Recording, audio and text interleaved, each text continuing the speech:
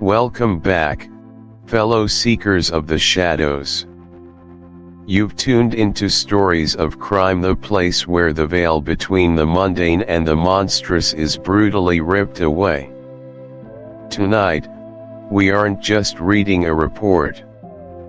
We are opening a file, marked top priority, tucked away in the darkest corner of the archives. We're going to step across that chalk line and peer into the void, where human nature meets its most terrifying extremes. In this hour, the street lights flicker, the shadows deepen, and the truth is often far more chilling than any fiction you could invent. Forget the heroes. Tonight, we focus on the villains. On the motives that curdle the blood, and the consequences that echo forever. So, dim the lights. Lock your doors. Take a deep, steadying breath, because once the story begins, there's no turning back. This is Stories of Crime. And the case we're unfolding tonight is Library of the World's Best Mystery and Detective Stories. Chapter 1. The Anatomy of a Mystery. Welcome, curious minds, to Library of the World's Best Mystery and Detective Stories, and specifically, to our inaugural deep dive, Chapter 1, The Anatomy of a Mystery. Prepare to peel back the layers of intrigue, to dissect the very fabric of the enigmatic, and to understand precisely what makes a truly compelling puzzle tick. We are about to embark on an intellectual journey, a thrilling exploration into the art and science of the Whodunit, the Whodunit, and indeed, the Whodunit. This is not merely a recounting of famous tales, but an invitation to step inside the mind of the master storyteller, to see the gears grinding, the smoke and mirrors shimmering, and the meticulously placed clues shining like beacons in the fog of confusion. Our mission today is to uncover the fundamental building blocks of a captivating mystery. Every great enigma, whether whispered in hushed tones around a flickering fireplace or meticulously laid out in the pages of a classic novel, begins with a carefully constructed hook. It's that immediate jolt, that sudden twist of the gut that tells you, unequivocally, that something is profoundly wrong, that the world has shifted on its axis, and that you, the intrepid observer, are now inextricably drawn into its gravitational pull. We are not just readers or listeners here, we are apprentice detectives, eager to sharpen our faculties, to hone our powers of observation, and to train our minds to see beyond the obvious, to penetrate the veil of deception that the cunning perpetrator, or perhaps the brilliant author, has so artfully woven. So, take a deep breath, settle into your armchair, and let us begin our exhilarating descent into the anatomy of a mystery. Listen closely now. Can you hear it? The rhythmic, almost hypnotic tick-tock, tick-tock, of an antique clock, marking the relentless passage of time, perhaps counting down to a revelation, or perhaps merely emphasizing the chilling silence that precedes a momentous discovery. And then, a sudden, jarring clang. A heavy, ancient door, perhaps of oak or iron, slams shut with an echoing finality, resonating through a cavernous hall, sealing something in, or perhaps, sealing something out. This auditory tableau is not arbitrary, it is a meticulously crafted opening gambit, designed to instantly immerse you, the listener, into a specific emotional and intellectual landscape. Conceptually, opening with these precise sounds is a classic technique, a foundational element in establishing an eerie, suspenseful atmosphere without uttering a single descriptive word. The ticking clock symbolizes inexorable fate, the passage of moments leading to an inevitable, often grim, conclusion. It suggests urgency, the feeling that time is running out, or conversely, that a long wait has finally culminated. It's a sonic metaphor for the ticking bomb of the plot, building tension implicitly. The heavy door slamming shut, on the other hand, is an act of closure and containment. It signifies isolation, entrapment, or the sudden severance from the outside world. It creates an immediate sense of confinement, a feeling that a particular space has become a stage for something significant, something perhaps sinister, and that the exit has just been decisively cut off. Together, these sounds don't just set a scene, they actively sculpt the listener's internal state, preparing them for the intellectual and emotional demands of the mystery to unfold. They are the author's silent invitation to the dance of deduction. A real-world practical example of this atmospheric conjuring can be found in countless classic films and radio dramas, where sound design is paramount. Imagine a film noir beginning not with dialogue, but with the distinct, ominous sound of a grandfather clock chiming midnight in a dimly lit manor, followed by the decisive thud of a massive front door closing, cutting off the muffled sounds of a distant storm. The visual might be a fleeting shot of a shadowy figure, or perhaps just an empty, grand staircase, but the sounds tell an immediate story. They convey. A potent real-world practical example, beyond the simple riddle I just posed, is the seminal work by Gaston Leroux, The Mystery of the Yellow Room, published in 1907. This novel is often considered one of the earliest and finest examples of the locked room mystery. In it, the brilliant young journalist detective Joseph Rouletabille investigates an attack on Mathilde Stangerson within a completely sealed room inside a pavilion, located some distance from the main chateau. The room's only door is bolted from the inside, and its single window is barred and intact. There are no secret passages, no chimney large enough for entry or exit. Yet, Mathilde is brutally assaulted, and the attacker vanishes without a trace, leaving behind only tantalizing, contradictory clues.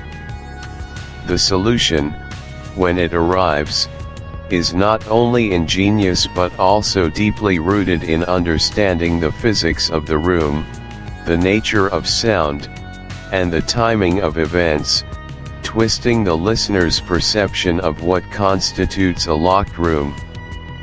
It's a masterclass in exploiting assumptions and the limitations of initial observation, demonstrating how a seemingly impossible scenario can be explained through rigorous logic and an unconventional perspective. Why does the locked room mystery matter so immensely in the anatomy of a compelling story? Its significance is multifaceted. Firstly, it elevates the stakes beyond mere whodunit. It becomes a whodunit of extraordinary proportions, compelling the reader to engage on a deeper intellectual level.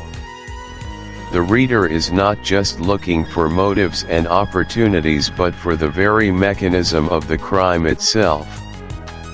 This heightened intellectual challenge provides immense satisfaction when the logical solution is finally revealed, often provoking an aha moment of profound clarity. Secondly, it showcases the brilliance of the detective, or the author, in a way few other mystery types can.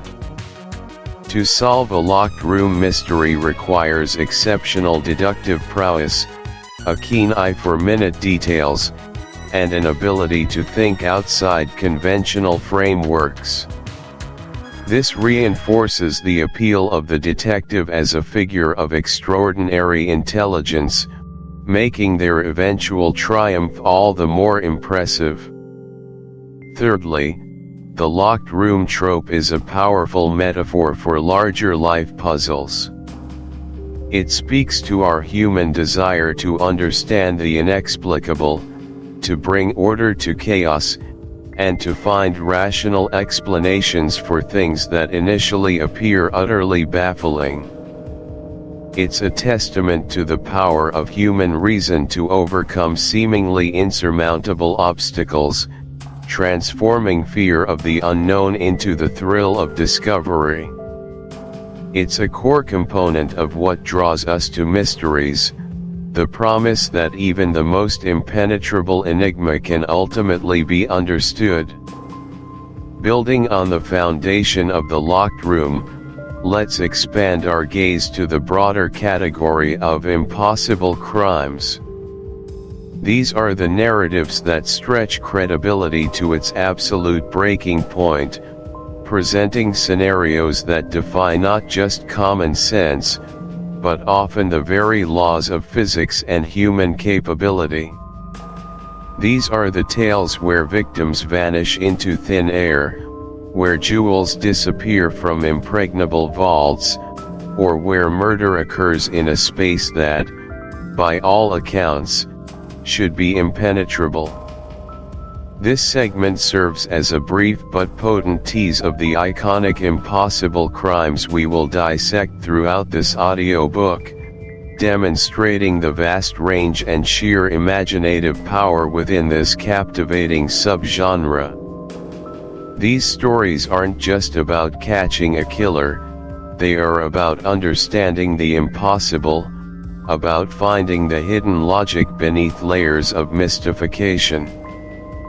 Conceptually, impossible crimes are any criminal acts, typically murders or thefts, that appear to have been committed by non-human means, or without any conceivable human intervention or exit strategy. They go beyond the locked room by introducing an element of supernatural or utterly inexplicable circumstance that demands a profoundly ingenious explanation. The essence of an impossible crime lies in the author's ability to present an event that, on the surface, this often involves a deep dive into scientific principles, chemical reactions, or a diabolical exploitation of environmental factors, turning the crime into a puzzle of pure scientific or logical deduction. Why do impossible crimes matter so profoundly in the grand tapestry of mystery fiction? Their significance cannot be overstated. Firstly, they push the boundaries of storytelling and human ingenuity. They challenge authors to invent ever more intricate and clever scenarios, fostering a constant evolution of the genre. They are the Everest of mystery writing, demanding unparalleled creativity and precision. Secondly, for the listener, impossible crimes offer the ultimate intellectual engagement. They transform the act of listening into an active process of problem solving. The seemingly unbreakable nature of the puzzle hooks the mind, compelling us to theorize, to re-examine details, and to question everything we initially assume. The satisfaction derived from finally understanding the ingenious solution is immense, a testament to the power of logical thought over apparent magic. Thirdly, impossible crimes often explore deeper themes about perception, reality, and the limits of human knowledge. They demonstrate how easily we can be fooled by appearances, how our assumptions can blind us to obvious truths, and how even the most bizarre events can ultimately be explained through rational means. They remind us that what appears impossible is often merely undiscovered, waiting for a keen mind to reveal its hidden mechanics. They are the ultimate testament to the detective's sagacity and the human capacity for cunning and deception, making the eventual triumph of logic all the more glorious. Now, as we construct the anatomy of a mystery, it is equally crucial to understand common pitfalls, those subtle missteps that can unravel an otherwise promising narrative or derail a listener's engagement. Even the most seasoned writers and the most eager armchair detectives can fall prey to these errors. Recognizing them is a critical step in both appreciating and constructing superior mystery narratives. One of the most frequent mistakes is overcomplication for its own sake. A truly great mystery is complex, yes, but its complexity arises organically from the characters and the crime itself, not from a desire to simply confuse the audience. When a plot becomes so convoluted with unnecessary twists, superfluous characters, or layers of misdirection that contribute nothing to the core puzzle, it ceases to be intriguing and becomes merely tedious. The listener feels manipulated rather than challenged. The aha moment is replaced by a frustrated who cares. The solution, when it finally arrives, feels less like a brilliant unraveling and more like an arbitrary outcome. A perfect mystery maintains a delicate balance, intricate enough to be a genuine puzzle, yet elegant enough that the solution, in retrospect, seems inevitable and satisfyingly simple, exposing the intricate web that hid it. When an author introduces red herrings that lead absolutely nowhere, or subplots that never resolve, it detracts from the central mystery, diluting its impact and frustrating the intelligent listener who expects every piece to eventually fall into place, however subtly. The expert mystery writer knows that every element, no matter how small, must serve the overarching narrative and contribute to the ultimate unveiling of the truth, even if its purpose is initially to mislead. Another common pitfall is the deus ex machina solution or an unearned revelation. This occurs when the detective suddenly pulls a crucial piece of evidence or a previously unknown fact out of thin air, without any prior groundwork or logical progression. The solution, rather than being deduced from presented clues, feels like an authorial intervention, a sudden convenient twist to resolve an impasse. This destroys the contract between author and reader. The essence of a mystery is fair play, all the necessary clues, however subtle, should be present for the discerning reader. Who was where, when? What happened before and after the crucial incident? Look for inconsistencies in these timelines. Did a witness account for their time? Could two seemingly disparate events be connected by a hidden thread? Similarly, identify recurring motifs, objects, or phrases.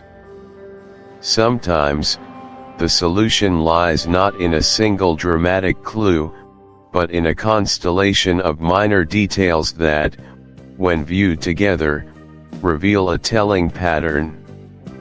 A series of seemingly random thefts, for instance, might reveal a specific target or a particular method when analyzed chronologically and collectively. This exercise teaches you to connect the dots, to see the forest for the trees, and to understand how individual pieces of information contribute to a larger, coherent picture. Thirdly, cultivate the ability to think from multiple perspectives, including that of the perpetrator. To solve a mystery, you must attempt to understand the mind of the criminal. What was their goal? What resources did they have? What risks were they willing to take? What assumptions did they make about their victims or about the authorities? By stepping into their shoes, even hypothetically, you can begin to anticipate their actions, understand their methods, and uncover their vulnerabilities. Similarly, consider the perspectives of all suspects. What are their individual motives, alibis, and secrets? Everyone has a reason for their actions, even if those reasons are deeply hidden or illogical to an outside observer. This empathetic yet critical thinking allows you to move beyond simple facts and delve into the psychological landscape of the crime, often revealing motives or opportunities that purely factual analysis might miss. It's about understanding human behavior, in all its complexity and occasional depravity, as a key to unlocking the puzzle. Finally, practice hypothetical scenario building and elimination. As you encounter clues, don't just register them, actively formulate hypotheses. If this is true, then X must also be true. If the killer left through the window, then there must be footprints outside. Then, rigorously test these hypotheses against new information. If a new clue contradicts your theory, don't cling to it, discard it and formulate a new one. This process of generating and testing hypotheses, of building potential scenarios and then methodically eliminating those that don't fit the evidence, is the very essence of deductive reasoning. It's about systematically narrowing down the possibilities, much like Sherlock Holmes famously stated, "When you have eliminated the impossible, whatever remains, however improbable, must be the truth." This disciplined approach prevents hasty conclusions and ensures that your ultimate solution is robust and logically sound, grounded in the presented facts and devoid of arbitrary assumptions. These mental exercises are not just for solving fictional mysteries. They are tools for navigating the complexities of the real world, for understanding human nature, and for sharpening your own intellectual faculties. Every mystery you encounter, whether in the pages of a book or the events of daily life, becomes an opportunity to flex your cognitive muscles, to challenge your perceptions, and to ultimately expand your understanding. As we conclude this inaugural chapter, The Anatomy of a Mystery, remember that the world of detective fiction is a grand stage, meticulously set by brilliant authors who invite us to participate in the ultimate game of wits. From the atmospheric opening sounds that send a shiver down your spine, to the perplexing locked room riddles that defy logic, and the impossible crimes that challenge our very understanding of reality, each element is a deliberate choice, designed to engage, to mystify, and ultimately, to enlighten. We have explored the crucial role of immediate hooks, delved into the intellectual allure of the impossible, and identified common pitfalls that can diminish a narrative's power. Most importantly, we've begun to equip ourselves with the mental tools to not just passive. Chapter 2, Your Guide to the Underworld. Welcome, intrepid explorer, to Chapter 2, Your Guide to the Underworld. Prepare to step across a threshold, not into a realm of myth and shadows, but into the meticulously constructed labyrinths of the human mind, where the most chilling monsters often wear human faces and the darkest secrets are whispered not by spirits, but by our own intricate desires. This isn't merely an audiobook, it is your initiation, your personal compass for navigating the hidden histories and psychological depths that define the very essence of mystery. Consider me your personal curator, a dedicated archaeologist of the human psyche, tasked with unearthing the most cleverly concealed puzzles, the most audacious crimes, and the most brilliant deductions that have ever graced the annals of human storytelling. My role extends far beyond simply narrating tales. I am here to illuminate the intricate architecture of suspense, to dissect the subtle art of misdirection, and to celebrate the profound intellectual satisfaction that comes from unraveling an expertly woven enigma. Think of me as the seasoned librarian of forbidden lore, not merely arranging dusty volumes on shelves, but meticulously dusting off forgotten clues, carefully interpreting the most cryptic notes, and striving to understand the complex tapestry of motivations that drive every villainous act, alongside the undeniable brilliance that underpins every triumphant act of sleuthing. I am here to guide your gaze, to sharpen your perception, and to illuminate the captivating, often unsettling, dance between shadow and enlightenment that forms the very bedrock of the mystery genre.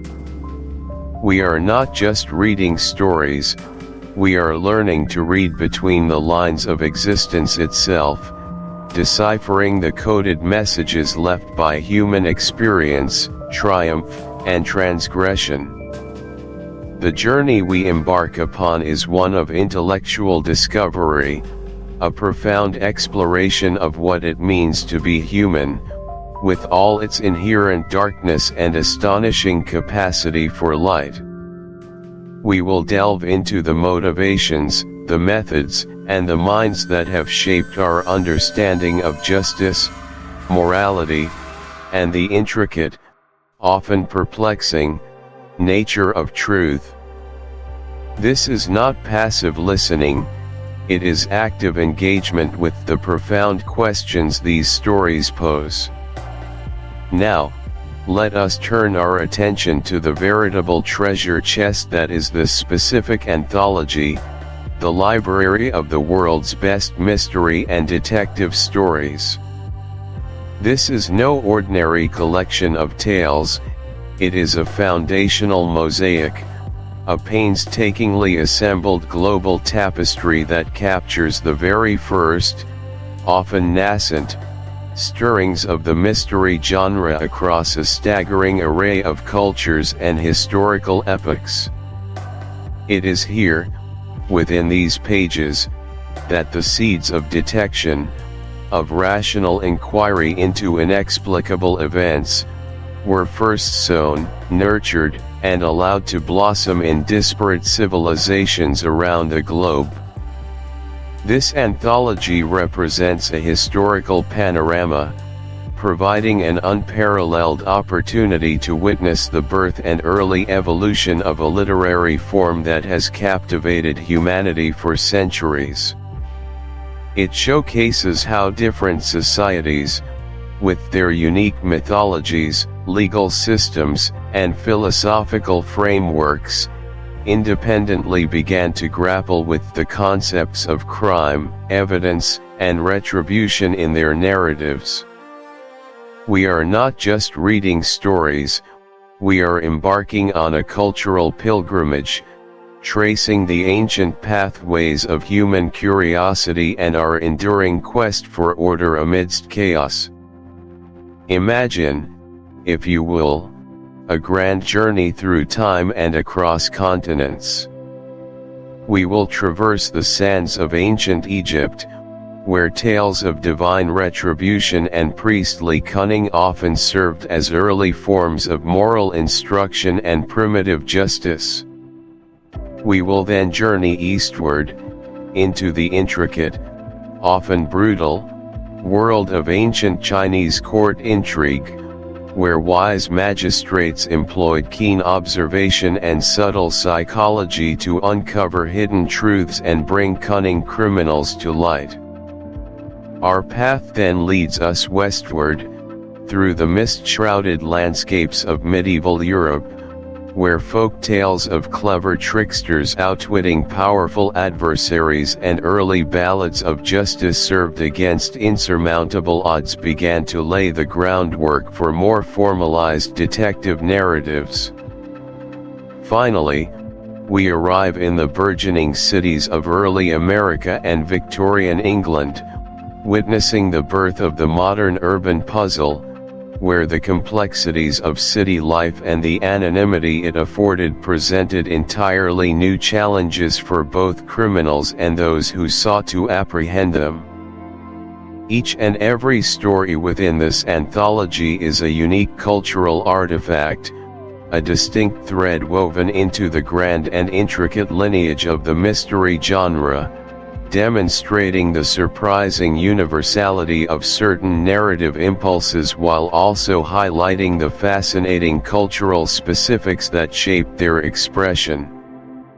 Each story contributes a vital piece to the overarching narrative of how humanity has grappled with the concepts of crime, culpability, and the pursuit of justice through the power of narrative. Why does this particular cultural breadth and historical depth matter so profoundly? It matters because understanding these diverse origins provides an absolutely essential context for appreciating and truly understanding the sophisticated, often labyrinthine, nature of modern mystery and detective fiction. By witnessing the genre's embryonic forms, we gain a deeper insight into its fundamental DNA, its core thematic concerns, and the recurring archetypes that have persisted throughout its evolution.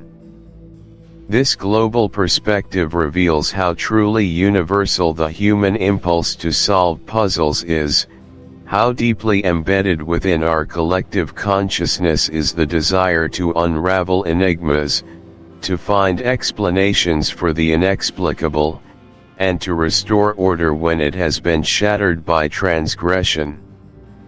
It shows us, with compelling clarity, how strikingly similar our deepest fears and our most fervent desires for justice and societal order can be, regardless of geographical location, historical epoch, or the specific cultural lens through which these narratives were originally conceived.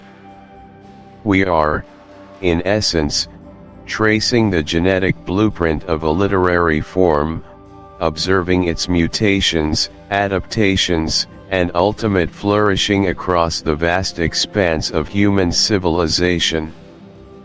This isn't just an academic exercise, it's an enriching journey into the shared human experience, demonstrating how stories can bridge divides and reveal our common humanity. It allows us to recognize the recurring patterns, the fundamental questions about good and evil, truth and deception, that have preoccupied storytellers and their audiences for millennia. And so, this brings us to the profound journey that lies ahead within these chapters, a monumental transition from the realm of the supernatural to the precise domain of the scientific, and a fundamental shift from relying on gut instinct and nebulous superstition to embracing the cold, hard rigor of logical deduction. This is more than a mere shift in narrative technique, it represents a profound evolution in human thinking itself, a transformative awakening of reason that is directly mirrored and meticulously documented in our storytelling traditions. For millennia, when confronted with inexplicable violence or sudden death, humanity often turned to the unseen. Crimes were frequently attributed to the capricious wrath of angry gods, the malevolent influence of mischievous spirits, or the dark machinations of witches and sorcerers. Justice, in such a world, was often a matter of propitiating deities, exorcising demons, or relying on divine judgment through trials by ordeal. There was a pervasive fear of the unknown, an acceptance that certain events simply transcended human understanding and control. But gradually, painstakingly, the human mind began to reorient itself. Instead of looking skyward or to the mystical otherworld for answers, we started to scrutinize the earthly realm with increasing precision. We began to understand the fundamental. This can lead to frustration or a misjudgment of the story's inherent brilliance. Many of the foundational texts, especially those from earlier centuries, are often more deliberate, more focused on character psychology or the methodical unfolding of a single, central enigma.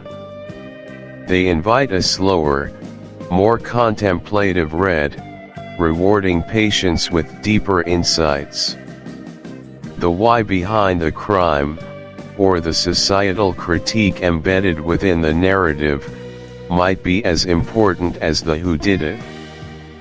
Therefore, I urge you to adjust your internal clock, to allow the narratives to unfold at their own pace, and to appreciate the historical context in which they were conceived.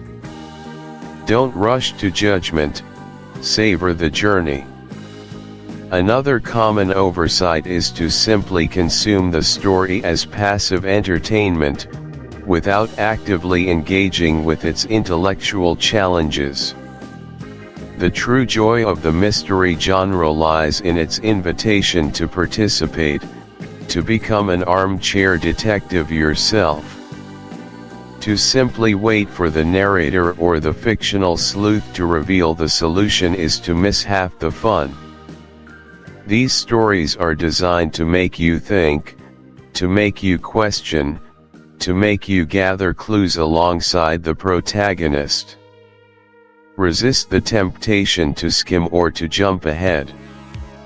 Instead, try to anticipate, to form your own hypotheses, and to identify the subtle red herrings that cunning authors so skillfully place in your path.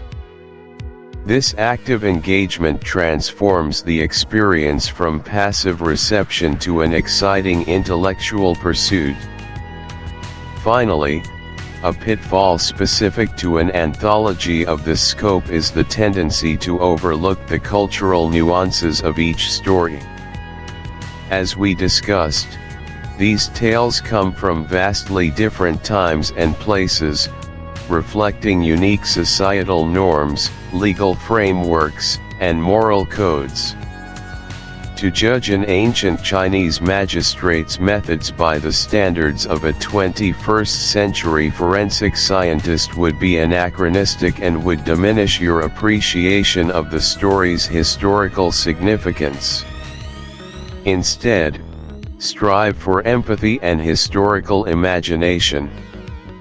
Ask yourself, what was considered justice in this era? What societal pressures were at play? How did this culture understand crime and punishment? By adopting this perspective, you will unlock layers of meaning and appreciation that would otherwise remain hidden. To assist you in this active and enriching engagement, I propose a few mental exercises for the listener as we navigate this extraordinary collection. Firstly, after each story, take a moment to reflect. Before I offer my own insights, try to articulate the solution in your own words. How did the detective arrive at their conclusion? What were the key pieces of evidence? What was the motive? This simple act of recall and reconstruction significantly enhances your analytical skills. Secondly, practice clue mapping. As you listen, mentally or physically if you're taking notes, try to identify every piece of information that seems relevant. Distinguish between hard facts, circumstantial evidence, and pure conjecture. Consider who provided each piece of information and what their potential biases might be.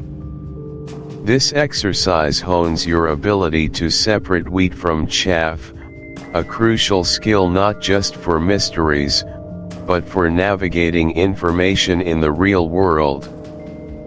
Thirdly, engage in motive analysis. For every crime presented, speculate on the potential motives. Go beyond the obvious. Could there be a hidden psychological driver? A societal pressure? A long-held grudge? Understanding motive is often the key to unlocking the true depth of a mystery, revealing the very human impulses that drive us to both good and evil. This isn't just about solving the puzzle, it's about understanding the human condition. Finally, a comparative lens exercise. As we progress through the anthology, try to draw parallels and contrasts between stories from different cultures and eras. How do the methods of detection evolve? Are there recurring themes or character archetypes? How do societal values influence the crimes and their resolutions? This macro-level analysis will solidify your understanding of the Chapter 3, The Birth of the Detective. Chapter 3, The Birth of the Detective. Welcome, dear listener, to Chapter 3 of our journey through the library of the world's best mystery and detective stories. Today, we step into the gaslit streets of 19th century Paris, a city of romance, intrigue, and, as we are about to discover, the very genesis of a literary phenomenon that would captivate the world for centuries to come. Imagine, if you will, a time before fingerprint analysis, before DNA evidence, before the meticulous science we now associate with crime solving. In this era, when the police relied more on brute force and confession than on intellectual deduction, a literary earthquake was about to strike, ushering in an entirely new way of understanding crime and the human mind. Our focus today is on the unparalleled genius of Edgar Allan Poe and his groundbreaking tale, The Murders in the Rue Morgue, a story that not only shocked its contemporary readers but fundamentally reshaped the landscape of popular fiction by giving birth to the detective story as we know it. This wasn't just another tale of suspense, it was a revelation. It introduced us to a character unlike any seen before, a figure whose unique blend of intellect, observation, and eccentricity would become the blueprint for countless fictional sleuths who followed. Poe didn't just write a mystery, he invented a genre, defined its parameters, and set an impossibly high standard for all who dared to venture into its intricate labyrinths. We will delve into the profound influence of this singular work, meticulously dissecting its core elements and understanding precisely why it holds such a pivotal position in the annals of literary history. Prepare to explore the very foundations of the modern detective narrative, to understand the intricate mechanics of deduction, and to witness the intellectual revolution sparked by a man who dared to look beyond the obvious. Our first deep dive takes us directly into the heart of Poe's invention, the character of C. Auguste Dupin. He is, without exaggeration, the prototype for all future fictional detectives. Before Dupin, investigators in literature were largely functionaries of the state, often bumbling, occasionally clever, but never possessing that almost supernatural ability to dissect a crime purely through intellect. Dupin, however, is a creature of pure mind, a brilliant amateur who operates outside the conventional bounds of the police force. He possesses an almost unsettling analytical power, an ability to see connections where others see only chaos.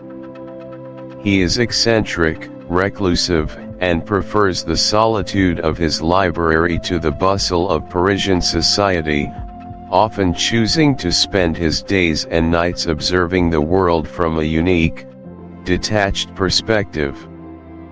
This detachment, this intellectual remove, is precisely what grants him his extraordinary insight. He isn't swayed by emotion, by popular opinion, or by the sensationalism that so often clouds judgment. His tools are his intellect, his capacity for observation, and his relentless pursuit of logical truth.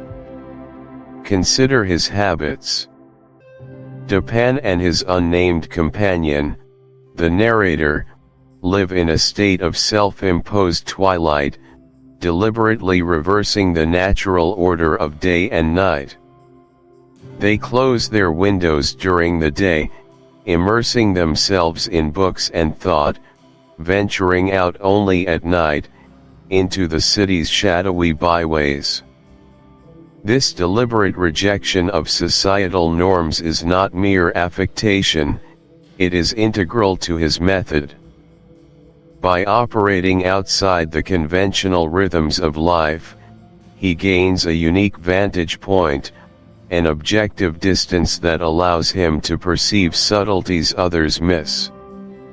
He is a master of disguise, not in the physical sense, but in his ability to shed preconceived notions and biases. His mind is a finely tuned instrument, unburdened by the emotional baggage that often compromises traditional investigation. He is fascinated by the hidden aspects of human nature, by the intricate machinery of thought, and it is this fascination that fuels his unparalleled deductive prowess. A practical example of Dupin's prototype status can be found in his immediate successors. Think of Sherlock Holmes, who would emerge decades later from the pen of Arthur Conan Doyle. Holmes shares Dupin's formidable intellect, his eccentricities, his reclusive nature, and his reliance on a less perceptive narrator. Both men possess an almost aristocratic disdain for the official police, a preference for working independently, and a signature method of explaining their deductions that leaves their companions and readers in awe. Holmes's famous use of observation, his ability to deduce a man's profession or recent activities from a mere glance, is a direct inheritance from Dupin's ratiocination. Even Hercule Poirot, with his little gray cells, echoes Dupin's emphasis on pure cerebral effort. Poe laid down the foundational archetype, the brilliant, unconventional, analytical mind working outside the system, often with a faithful, slightly bewildered companion, to solve crimes that baffle all others. This character type didn't exist in fiction before Dupin, and it has thrived ever since. Why it matters: the creation of C. Auguste Dupin fundamentally altered the course of literature and popular culture. He didn't just solve mysteries, he elevated the act of detection to an intellectual art form. Before Dupin, crime stories often focused on adventure, chase, or sensationalism. With Dupin, the focus shifted to the how and the why, to the psychological intricacies of the criminal act and the intellectual prowess required to unravel it. He established the enduring fascination with the independent sleuth, a figure capable of seeing past the obvious, of understanding the hidden logic of events. This archetype speaks to our innate desire for order in a chaotic world, for a mind capable of bringing clarity to confusion. Dupin gave us the comforting fantasy that even the most grotesque and seemingly impossible crimes can be understood and explained through pure reason. He paved the way for every brilliant, flawed, and unforgettable detective who has graced the pages of books, the screens of cinemas, and the speakers of our audio devices, offering us a template for heroism that relies not on brawn, but on the power of thought itself. He taught us that the greatest battle often takes place not on the streets, but within the confines of the human mind. Next, we unravel the concept of ratiocination, a term Poe himself used to describe Dupin's method and which stands as the intellectual core of the murders in the Rue Morgue. Ratiocination is more than just logical deduction, it's a profound and intricate process of reasoning that moves from observation through inference to a startling conclusion.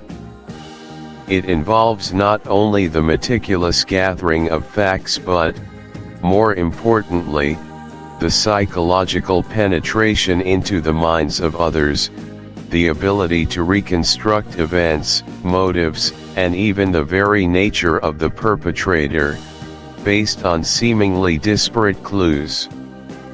It is the art of reading between the lines, of understanding what isn't said as much as what is, and of piecing together a coherent narrative from fragmented evidence.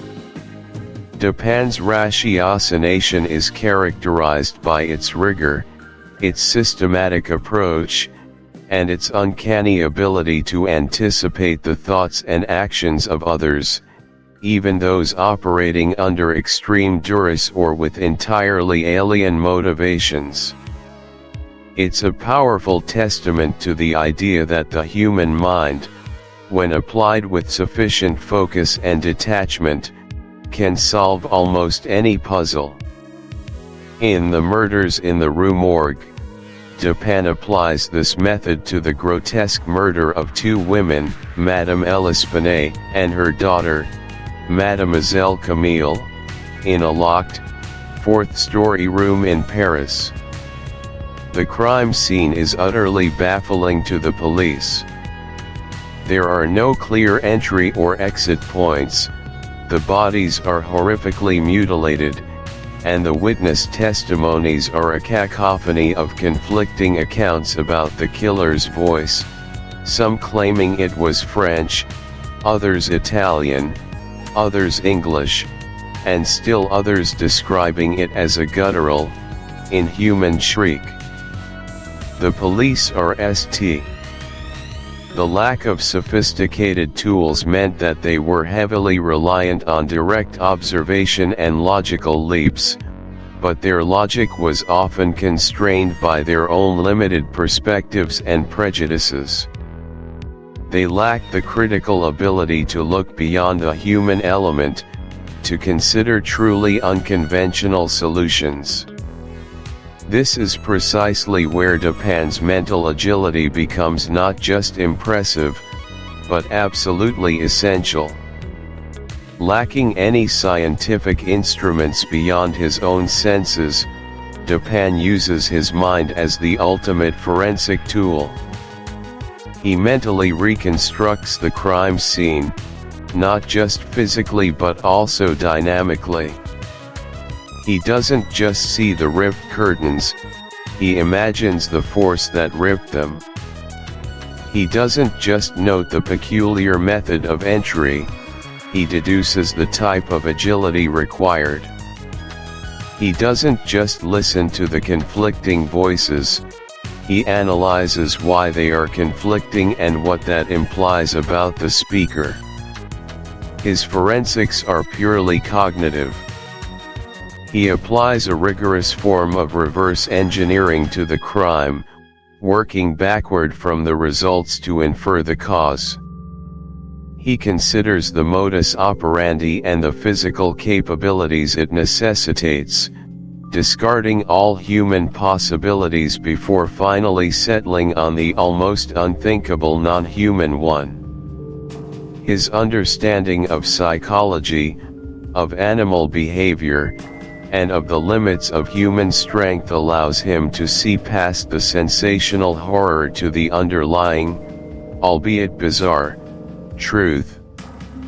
He is a one-man forensic laboratory, equipped with only his brain. Why it matters: the juxtaposition of primitive forensics and Dupin's mental prowess highlights a fundamental truth about detective work, both fictional and real: the enduring power of the human mind. Even as forensic science has advanced to incredible levels, the core tenets of observation, deduction, and critical thinking remain paramount. Poe demonstrated that even without advanced technology, a sufficiently sharp intellect could unravel the most complex puzzles. This distinction established the primacy of the detective's mind in the genre, ensuring that intellectual puzzles would always be at its heart, rather than just technological showcases. It taught us that true detection isn't just about collecting evidence, it's about interpreting it, about weaving a coherent narrative from disparate threads, and about daring to think outside the conventional box. It underscored the idea that the most sophisticated instrument in any investigation remains the human brain, capable of synthesis, analysis, and imaginative reconstruction.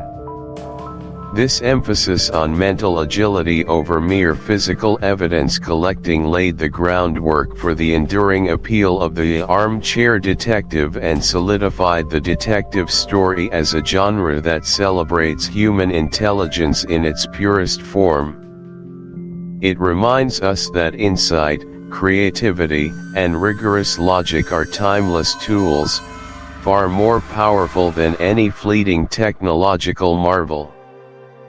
Given the substantial character target and to ensure we provide a truly comprehensive exploration, let us now consider some common mistakes often made when approaching the murders in the Rue Morgue and the birth of the detective genre, and then we will offer some mental exercises for the listener to further engage with these foundational concepts. One common mistake is to underestimate Poe's revolutionary achievement by viewing the murders in the Rue Morgue purely as a horror story or a simple tale of sensation. While it certainly has elements of both, reducing it to these categories misses its profound structural and thematic innovations. The horror, in fact, serves a purpose. It provides the impossible scenario that necessitates Dupin's extraordinary intellectual intervention.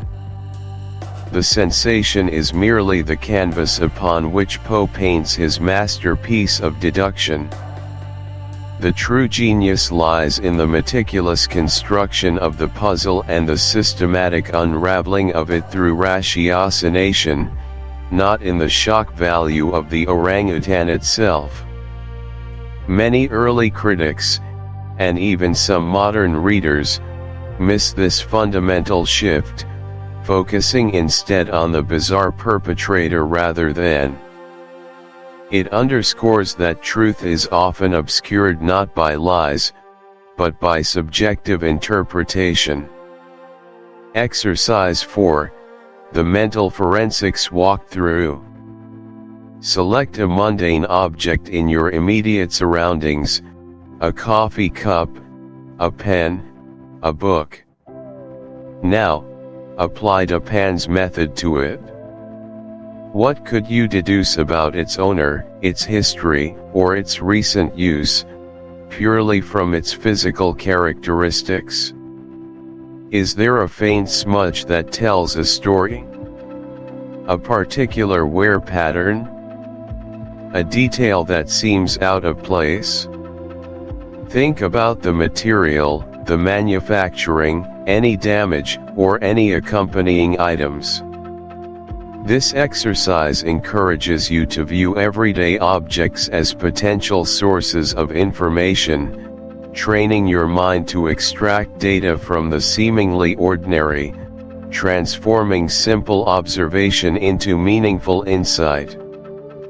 By engaging with these exercises, you'll not only appreciate the genius of Edgar Allan Poe more deeply but also cultivate some of the very intellectual faculties that he so brilliantly enshrined in Auguste Dupin.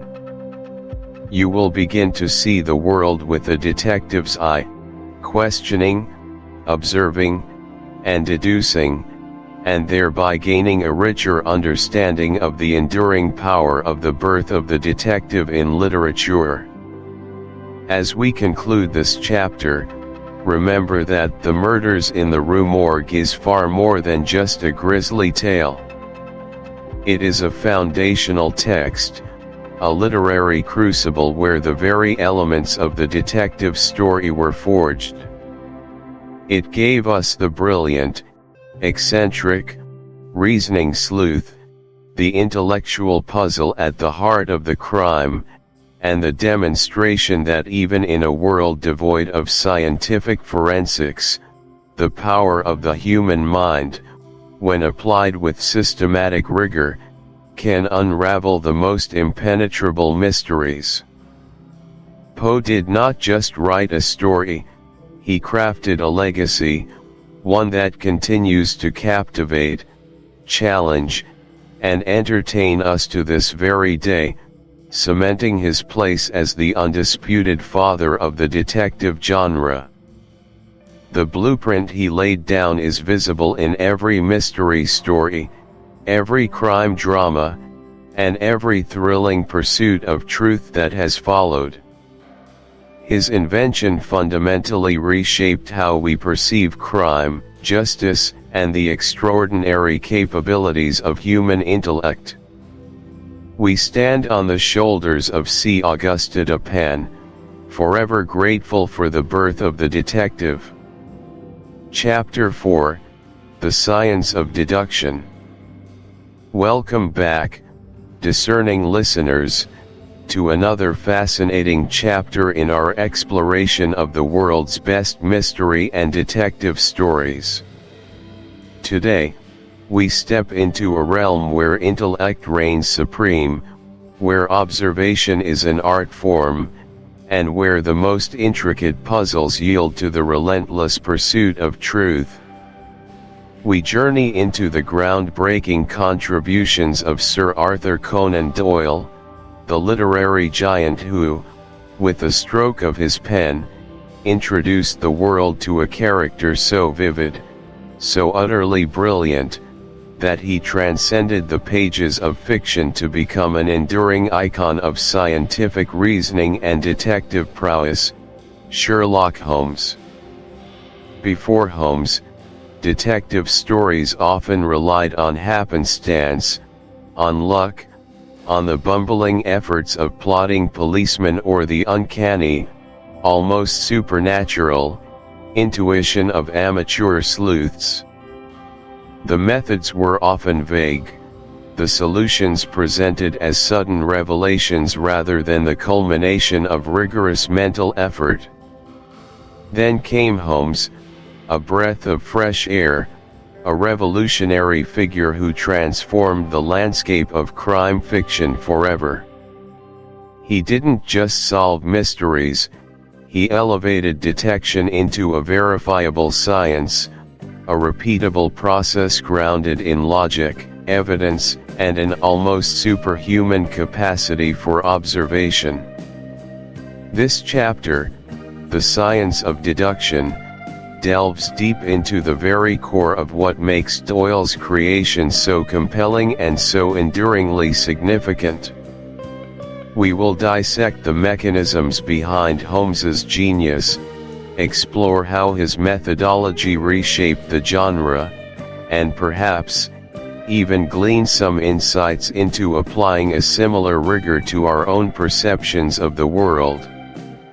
So, sharpen your senses, prepare your intellect, and let us embark on this journey into the mind of the master of deduction himself. Our first deep dive takes us to the very introduction of Sherlock Holmes and the revolutionary application of the scientific method to the solving of crimes. The conceptual explanation here is crucial. Holmes didn't just guess, he observed. He formed hypotheses, he tested them, and then, with an almost unerring precision, he deduced the truth. This was a radical departure. Previous literary detectives might stumble upon clues or experience flashes of insight. Holmes, by contrast, treated crime scenes as laboratories. Every speck of dust, every stray hair, every subtle discoloration, was data.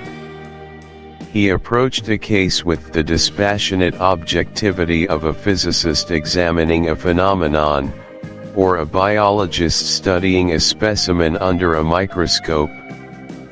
His mind was a vast, meticulously organized attic, as he famously described it, where information was stored, catalogued, and retrieved with astonishing speed and accuracy. He did not merely look, he saw. He did not merely listen, he heard. He processed information through a rigorous filter of logic, discarding the impossible until only the truth, however improbable, remained. This wasn't magic, it was the triumph of pure, unadulterated reason. He applied principles of chemistry, anatomy, psychology, and even obscure disciplines to every problem, demonstrating that the human intellect, when properly trained and focused, could unravel any knot, no matter how tangled. His reliance on empirical evidence, on what could be seen, touched, or measured, transformed the very act of detection from a somewhat nebulous art into a precise, almost engineering-like discipline. To illustrate this transformative approach with a vivid, real-world practical example, we need look no further than Holmes's very first meeting with Dr. John Watson, as recounted in A Study in Scarlet. Watson, a former army doctor, wounded in the Anglo-Afghan War, is seeking lodging in London. Through a mutual acquaintance, he is introduced to Holmes. The brilliance of this initial encounter lies in Holmes's instant, staggering deductions about Watson. Upon their introduction, Holmes, without prior knowledge, instantly declares, "You have been in Afghanistan, I perceive." Watson is, understandably, flabbergasted. How could this stranger know such a personal detail? Holmes then proceeds to explain his reasoning, piece. Thirdly, and perhaps most profoundly, it established a new archetype for the hero, the brilliant, often eccentric, intellectual. This archetype has since permeated countless stories, from Hercule Poirot to modern forensic investigators in television dramas, all owing a debt to the singular vision of Sir Arthur Conan Doyle. Holmes showed that the greatest battles are often fought, not with swords or fists, but with the keenest of minds, making the pursuit of truth a noble and deeply satisfying intellectual endeavor. It normalized the idea that evidence speaks, if only one knows how to listen. Our second point of detailed analysis centers on how the minute details, often overlooked by others, are precisely what reveal the truth in Holmes's investigations. The conceptual explanation here is elegantly simple: no detail is too small, too insignificant to escape the attention of the truly astute observer. The world, in Holmes's view, is an open book, but only to those who possess the literacy to read its subtle script. Most people see broadly, focusing on the obvious and the dramatic. Holmes, however, trains his faculties on the granular. He understands that the most crucial piece of information might be hidden in plain sight, disguised as an anomaly, or present as a subtle deviation from the expected. A fleck of mud on a shoe, the specific brand of tobacco ash, the peculiar wear pattern on a coat sleeve, the texture of a handwritten note, these are not random occurrences but fragments of a larger narrative, waiting to be assembled by the practiced hand of the master. He understood the fundamental principle that every action, every interaction with the environment, leaves an indelible mark, a footprint in the sands of time that can be traced and interpreted. The truly baffling crimes are not those with an absence of clues, but rather those where the abundance of clues overwhelms the untrained mind, causing them to miss the critical thread. For Holmes, these minute details are the atoms of truth, combining to form the molecules of evidence, and ultimately, the complete structure of reality. Let's turn to another compelling practical example, again drawing from A Study in Scarlet, to illustrate this dedication to minute details. Consider the scene at the murder site, a desolate house on Brixton Road. The body of Enoch Drebber is found, but curiously, no visible wounds. However, Holmes immediately zeroes in on seemingly minor aspects. He examines the victim's rings, noting one recently removed. He scrutinizes the ground outside, finding unusual footprints, one belonging to the deceased, another to a much taller man wearing peculiar, square-toed boots. He smells the air, detecting the faint scent of cigar smoke, and then collects different types of ash. Inside the room, he notices dust patterns, the position of furniture, and a curious, blood-red word, Ratch, scrawled on the wall, a word immediately dismissed by the police as incomplete German for revenge. Holmes, however, deduces it's not German at all, but a deliberate misdirection, a phonetic spelling of Rachel, a crucial name in the actual motive.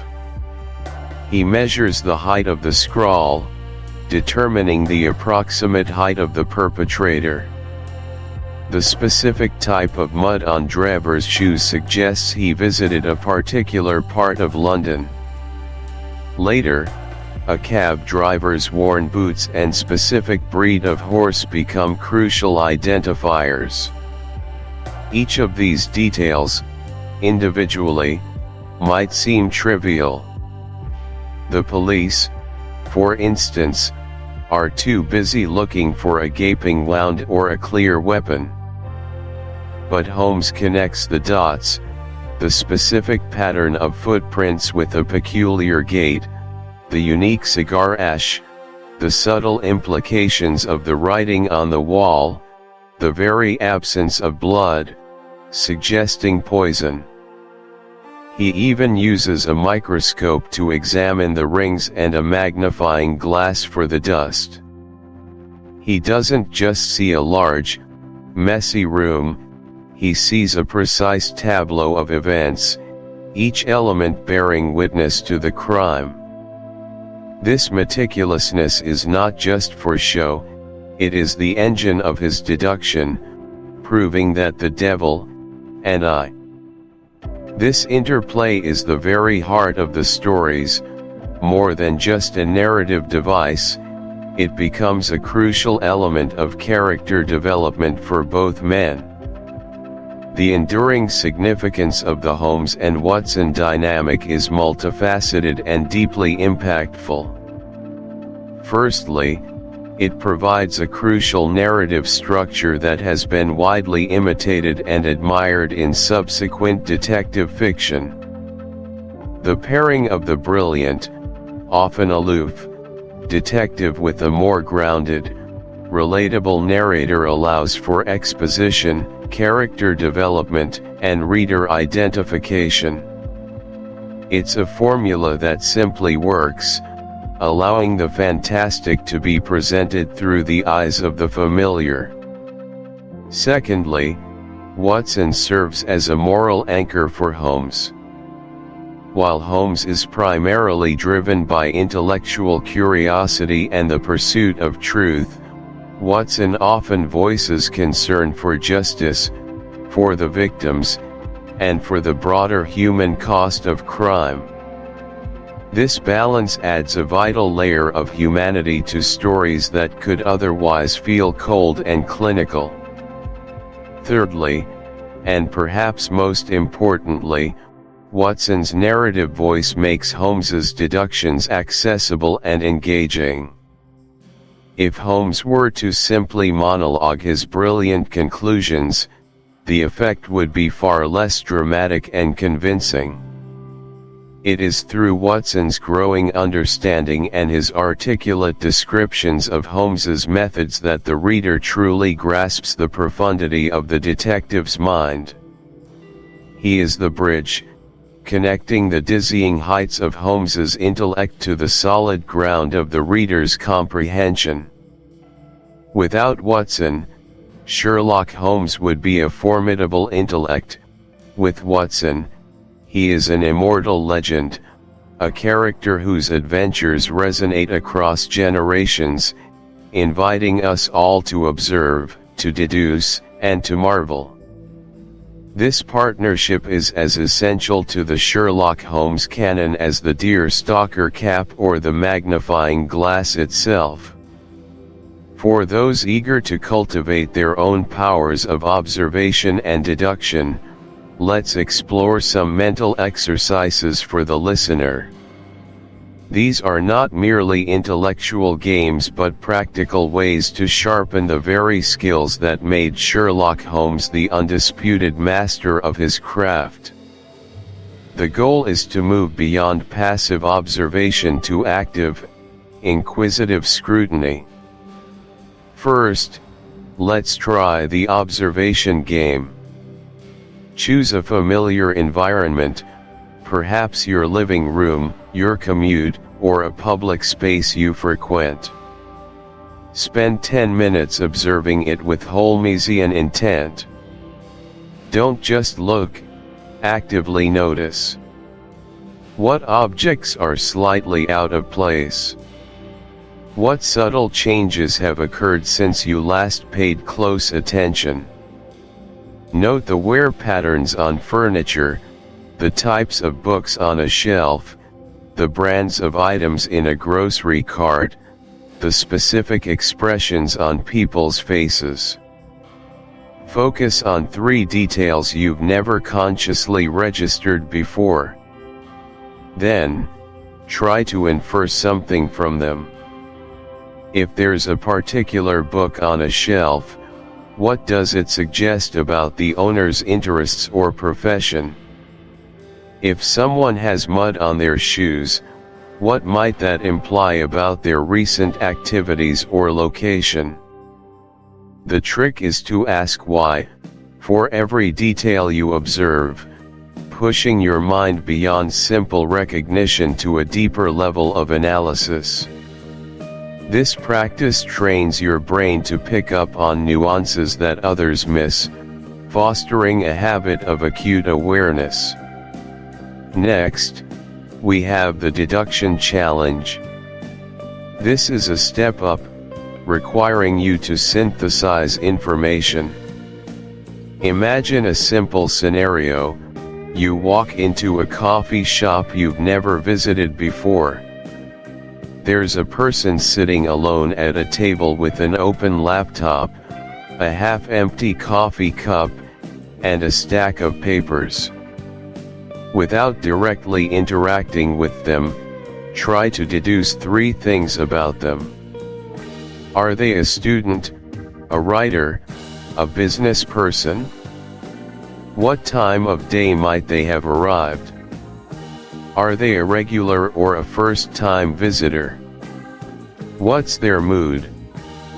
Look for specific clues: the logo on their laptop, the type of coffee cup, disposable or ceramic, suggesting duration, the style of the paper's notes, manuscript, spreadsheets, the subtle tension or relaxation in their posture.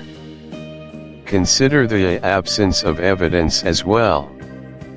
Is there a jacket? A bag? Headphones? Each element. Chapter 5, Ghosts or Guilt. Welcome back, dear listener, to Chapter 5 of our journey through the library of the world's best mystery and detective stories. Today, we delve into a realm where shadows lengthen and the human mind plays its most intricate tricks: ghosts or guilt. This chapter invites us to explore the fascinating intersection of the supernatural and the deeply psychological, a place where the unexplained often finds its roots not in spectral visitations, but in the troubled depths of the human heart and mind.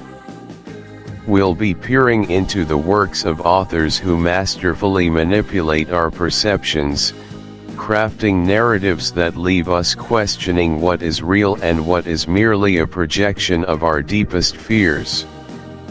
One name stands paramount in this discussion, a literary titan whose tales often brushed against the uncanny, weaving colonial anxieties and personal torments into narratives that feel both exotic and eerily familiar, Rudyard Kipling.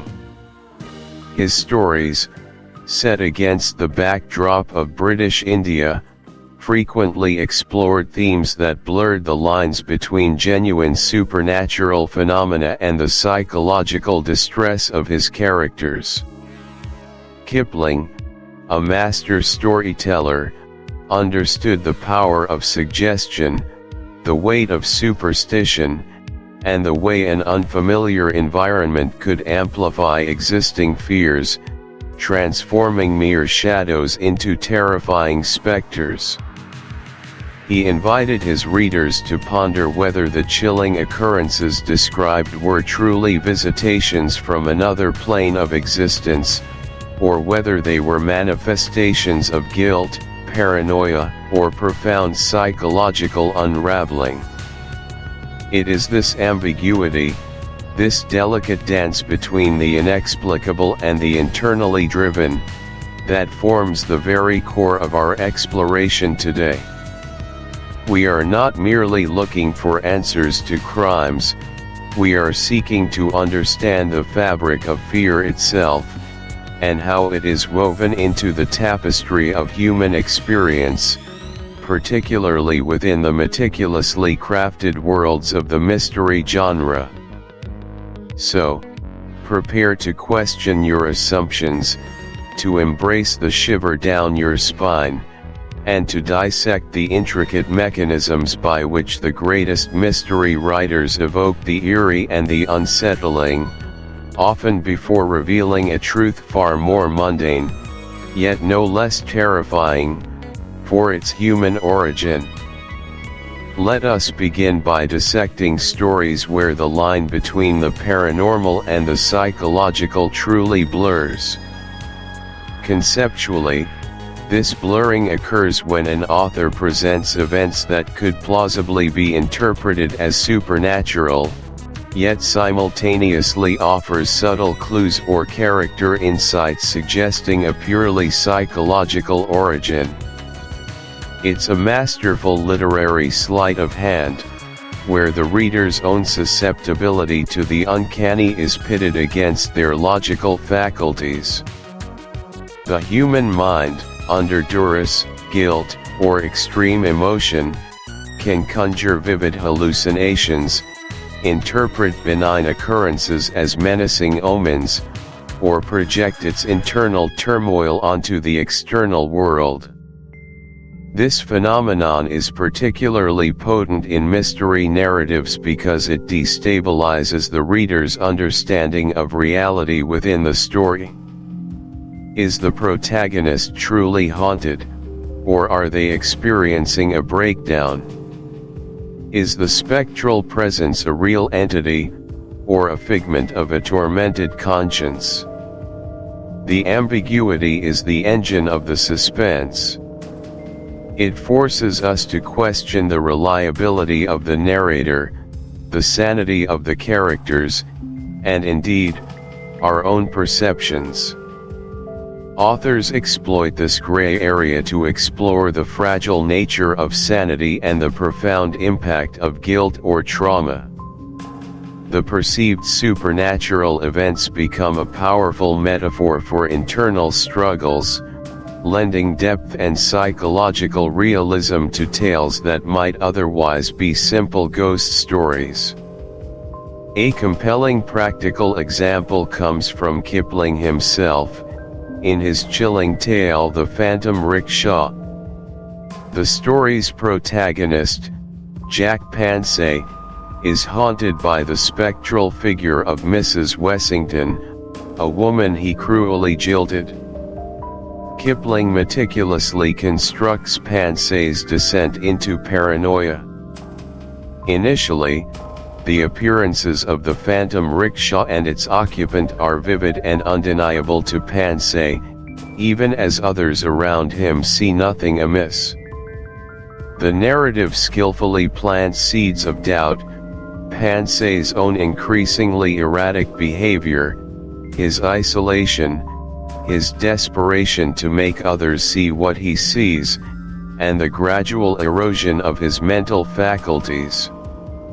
Is Mrs. Wessington truly a vengeful spirit, or is she a manifestation of Pansay's overwhelming guilt and the psychological trauma he inflicted, now boomeranging back to consume him? The reader is left to ponder this question. The story never definitively confirms a supernatural origin. Instead, it powerfully suggests that Pansay's guilt, his callousness, and the eventual isolation of his own making are the true architects of his torment. His mind, unable to reconcile his actions, conjures a terrifying externalization of his internal suffering, driving him to madness and ultimately, death. This ambiguity makes the story far more disturbing than a straightforward ghost story, for it preys upon the very real fears of mental collapse and the inescapable burden of a troubled conscience. Why does this blurring matter so profoundly in mystery and detective fiction? It matters because it elevates the genre beyond mere puzzle solving. When the paranormal and psychological intertwine, the mystery becomes less about who committed the crime and more about the nature of truth itself. It challenges our assumptions about evidence. Physical evidence can be examined, but how do you quantify a haunting that exists only in the mind of a character?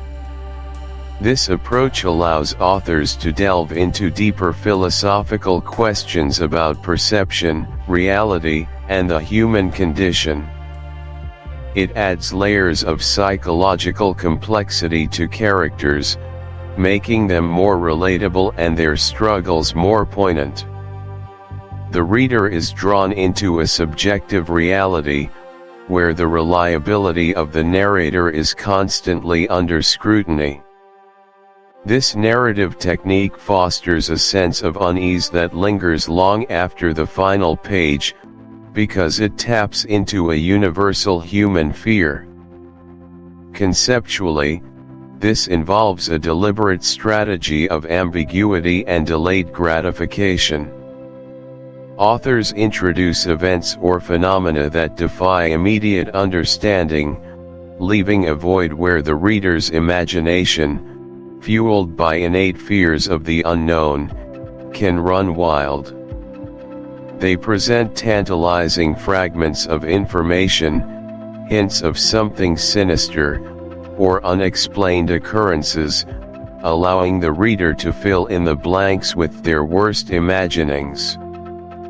The tension builds incrementally as the unexplained persists, creating a sense of dread that is often more potent than any revealed horror.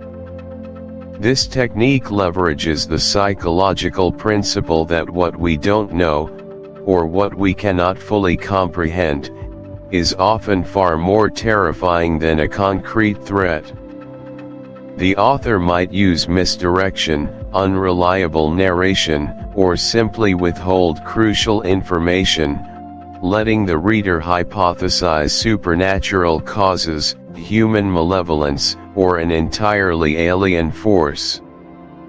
The eventual explanation, whether logical or profoundly unsettling, is then delivered with maximum impact because it has been meticulously prepared by the preceding atmosphere of mystery and uncertainty.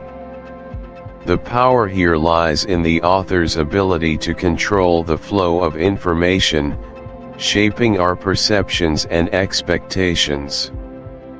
A powerful practical example of this technique, though not exclusively Kipling, can be found in many classic Gothic tales or even the early works of Arthur Conan Doyle. Consider a scenario where characters in an isolated manner hear unearthly wails and see fleeting shadows, or objects move seemingly on their own. The author dedicates pages to the growing terror, the characters' sleepless nights, their desperate attempts to find a logical explanation, and their increasing conviction that something supernatural is invading their lives. The suspense is immense because the reader, alongside the characters, grapples with the unknown. They don't know if it's a ghost, a madman, or a trick. The author lets the terror marinate.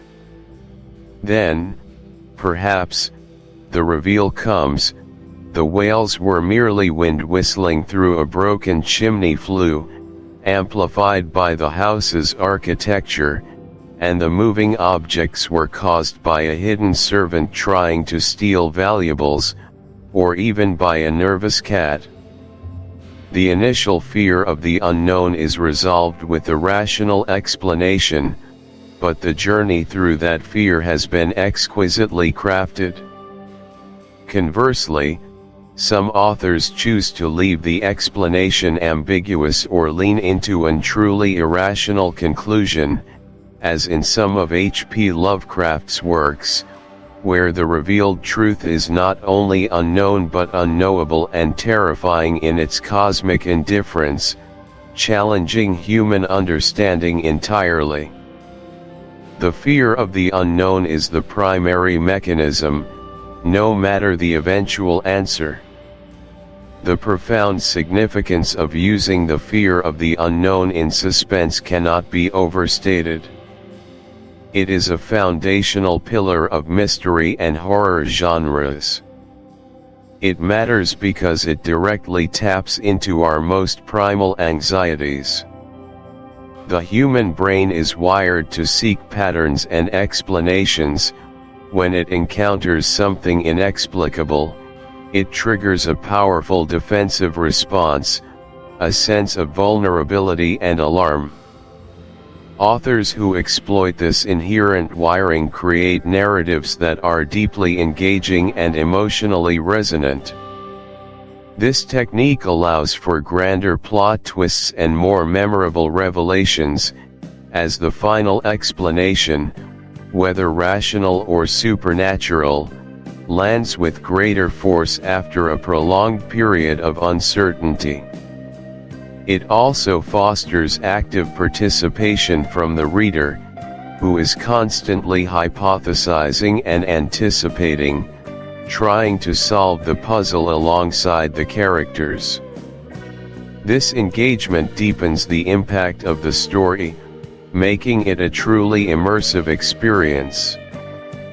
Furthermore, it highlights the power of perception and the subjective nature of reality, reminding us how easily our minds can be swayed by suggestion and how terrifying the absence of clear answers can be.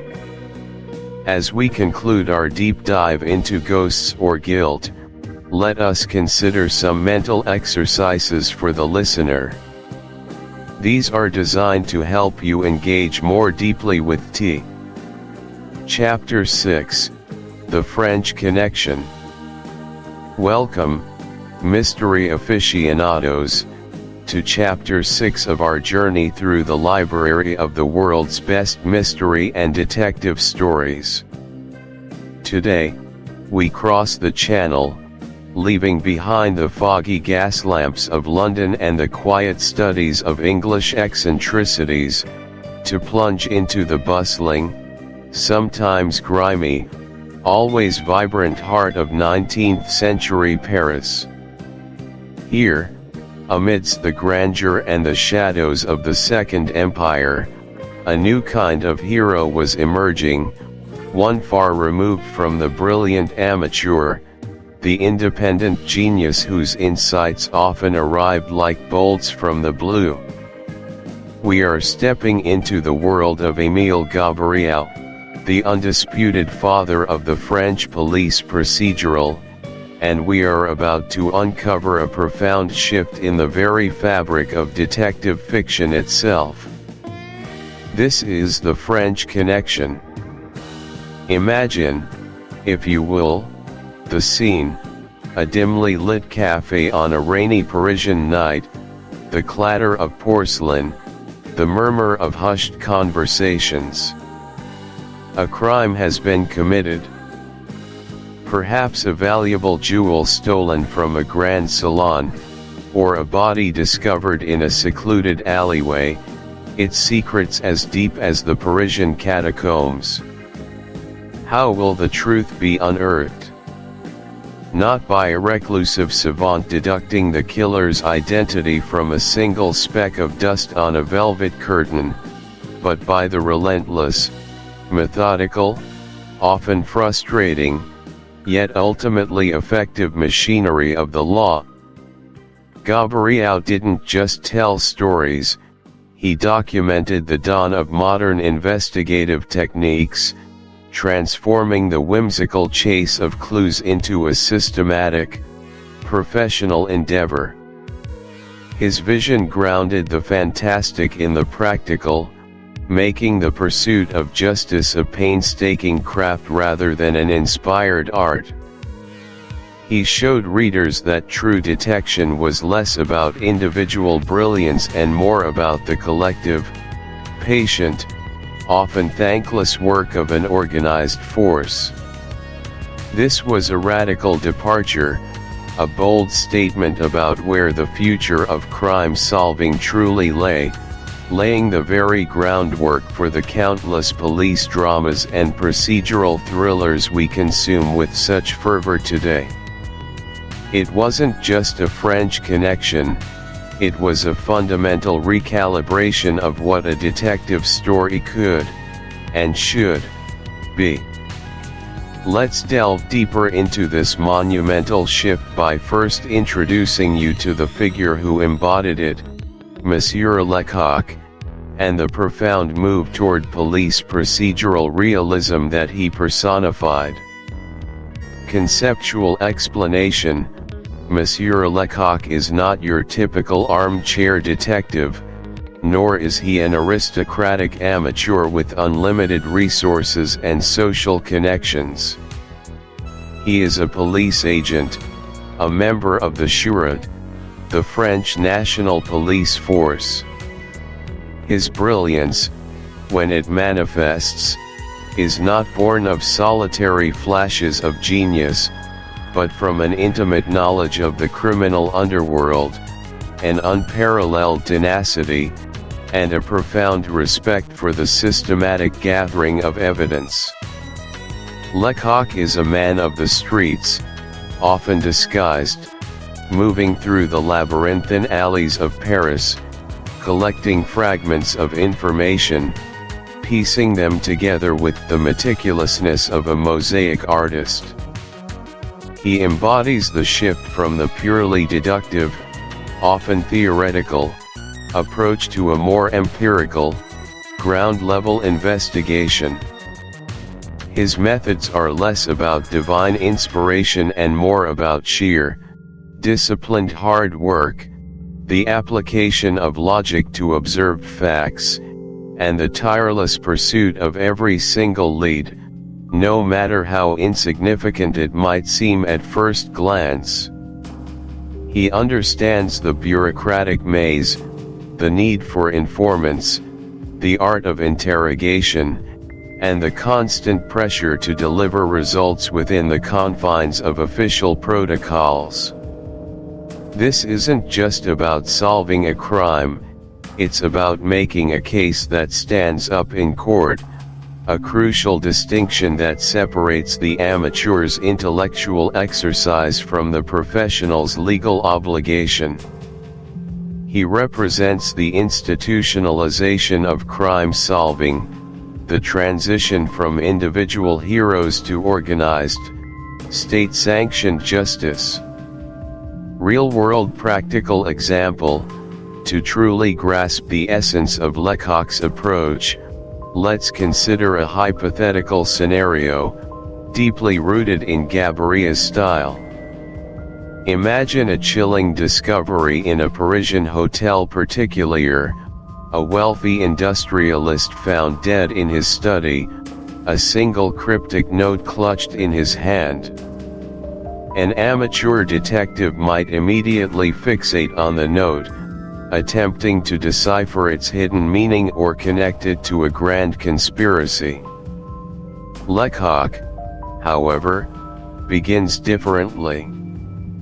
His first priority would be the crime scene itself, securing it with painstaking care, noting the position of every object, the state of the furniture, the subtle traces of dust or mud on the floorboards. He wouldn't just look for an obvious weapon, he'd scrutinize the victim's attire, the state of his papers, the contents of the waste paper basket. He would meticulously photograph or sketch the scene, knowing that memory can fade and details can be overlooked. Next, Lecoq would meticulously examine the body, not for a dramatic cause of death, but for smaller, telling clues, the time of death estimated by a police surgeon, the presence of any defensive wounds, fibers from the assailant's clothing, or traces of foreign substances under the victim's fingernails. He would then expand his investigation outwards, interviewing every servant, every family member, every neighbor, no matter how seemingly irrelevant their testimony. He'd not just listen to what they said, but how they said it, looking for inconsistencies, nervous tics, or veiled evasions. He'd check alibis with an almost obsessive rigor, verifying every detail, train tickets, cafe receipts, witness corroboration. He might send a team to track down potential witnesses who heard a carriage pass by at a particular hour or saw a suspicious figure lurking near the residence. Perhaps a discarded cig. He argued for the superiority of coordinated, official action over sporadic, individual brilliance when it came to ensuring justice on a societal scale. Real-world practical example, to illustrate this contrast, let's envision a scenario often found in early detective fiction, but viewed through Gaboria's lens. Imagine a high-profile poisoning case involving a prominent noble family. An aristocratic amateur detective, perhaps a retired diplomat with a sharp mind and impeccable connections, is drawn into the case. He might receive an anonymous tip at a private club, leading him to interview a suspect discreetly over tea, extracting information through charm and social leverage. He could use his personal fortune to hire private investigators, bypass official channels, or even manipulate social situations to gain access to restricted areas. His pursuit of truth is personal, unfettered by legal niceties. He might even uncover vital information through a clandestine affair or by eavesdropping on conversations at exclusive soirees, methods unavailable to the official police. Now, parallel to this, consider Monsieur Lecoq and his sure team. Their investigation would begin with formal procedures. The medical examiner's report, toxicology tests, official police statements from all present at the time of death. Lecoq cannot simply waltz into a private drawing room and demand answers. He must obtain warrants, conduct formal interviews, and document every step meticulously. If a critical witness is reluctant, he cannot threaten or cajole as an amateur might. He must follow legal processes to compel testimony.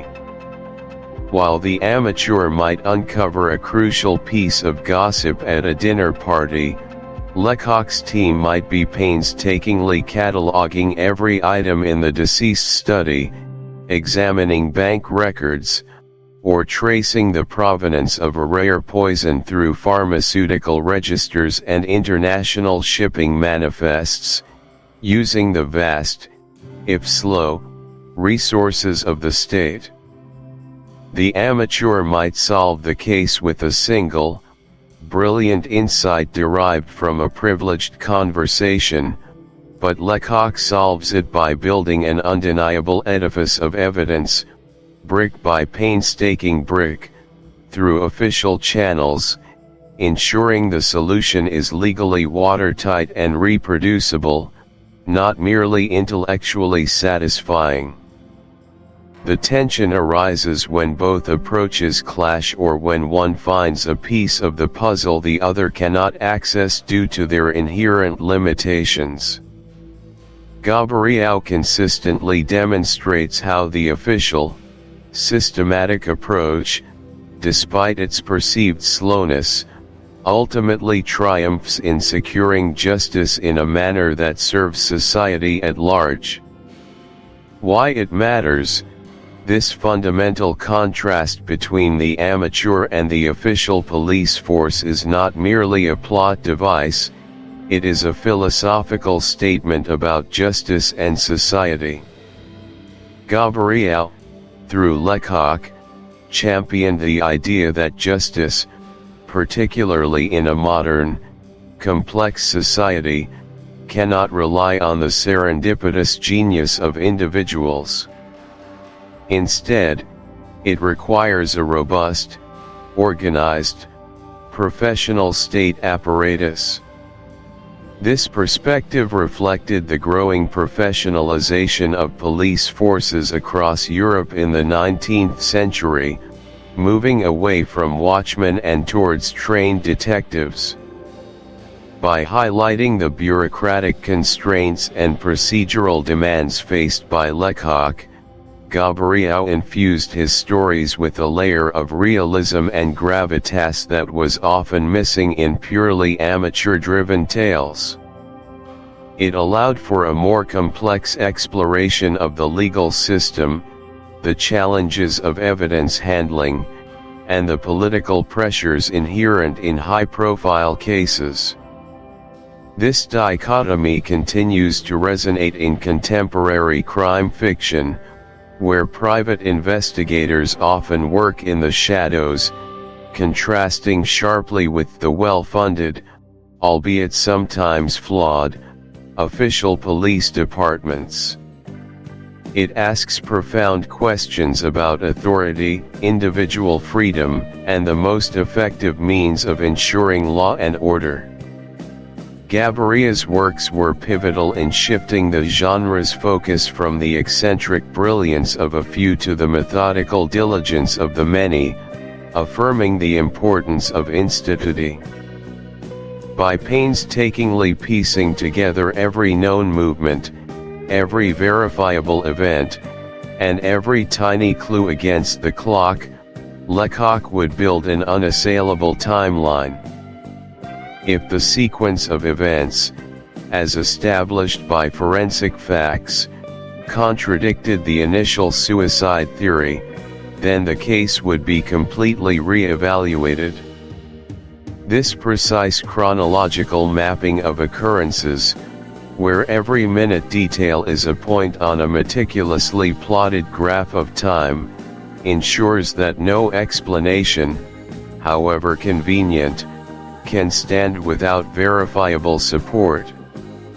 It transforms the act of detection into an exercise in historical reconstruction, where the past is rebuilt with the certainty of scientific method. Why it matters. Gaboriau's dedication to meticulous evidence gathering and timeline reconstruction laid the absolute groundwork for the modern forensic detective story.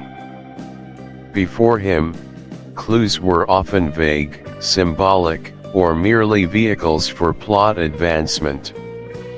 Gaboriau made them real, tangible, and crucially, scientifically interpretable.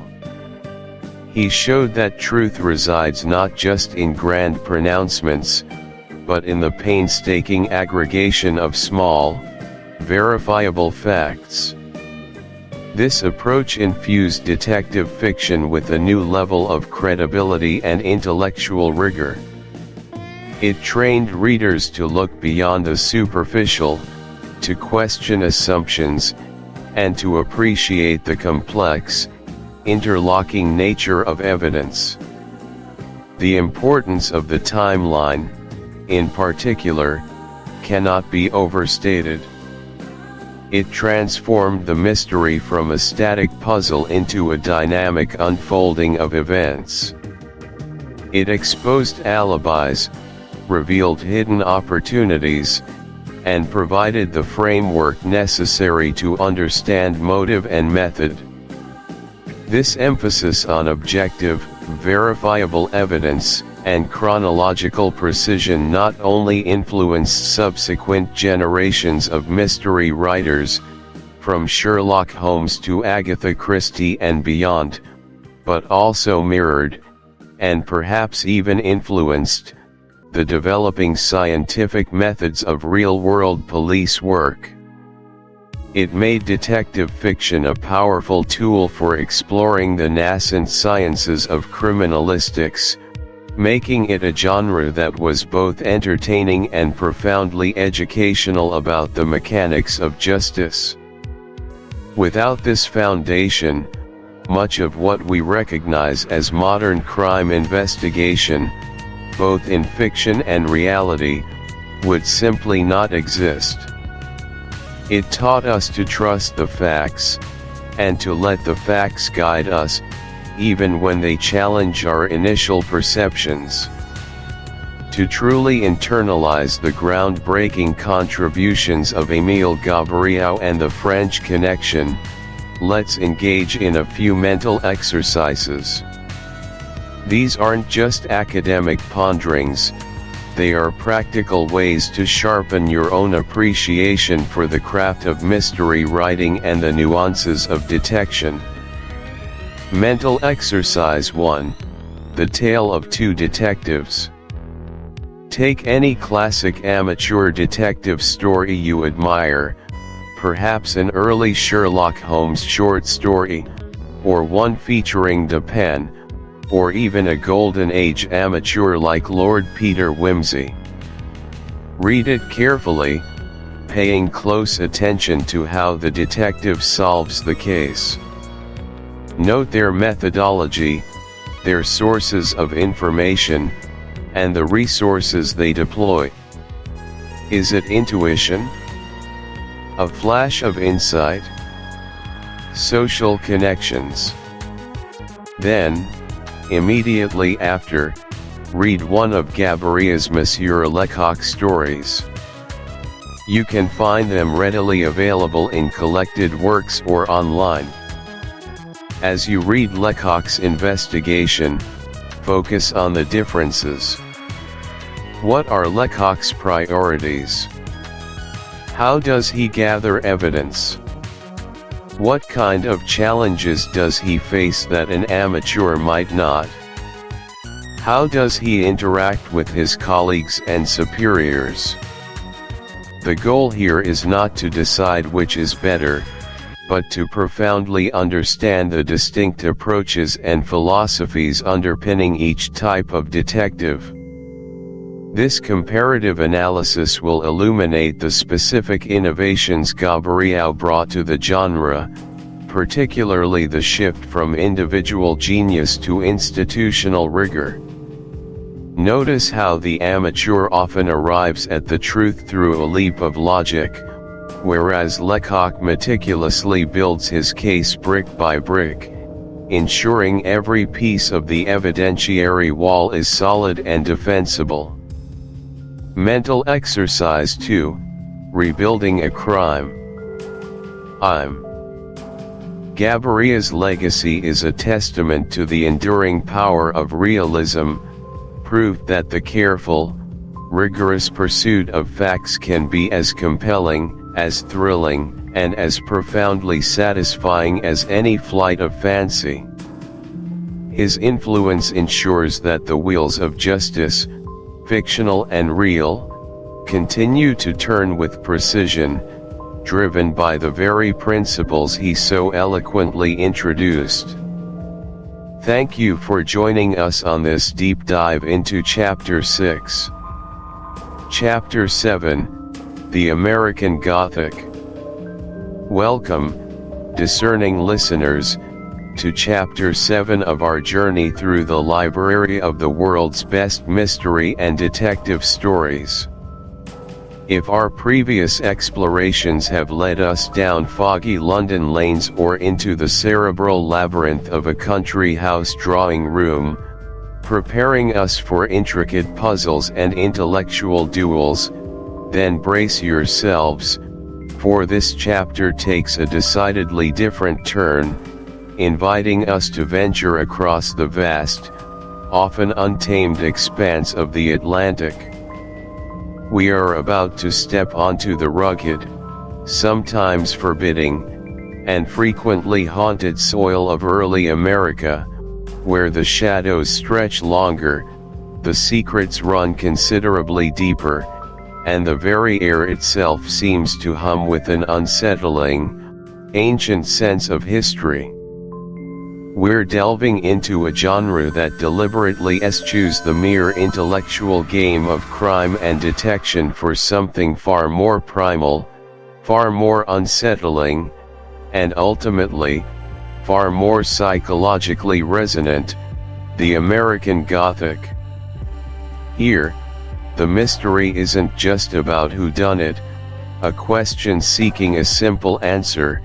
Instead, it delves profoundly into why it was done, and crucially, what it's doing reveals about the intrinsic nature of humanity, about us. Our esteemed guide, or perhaps, more accurately, our spiritual and literary ancestor in this particular, distinct lineage of storytelling, is none other than Nathaniel Hawthorne, a veritable master weaver of psychological complexity and profound moral ambiguity, whose influence permeates the very essence of this genre. Imagine, if you will, the stark, unyielding, and often unforgiving landscape of Puritan New England, a place founded upon rigid doctrines, fervent, almost zealous religious convictions, and an unwavering, deeply internalized belief in inherent human depravity.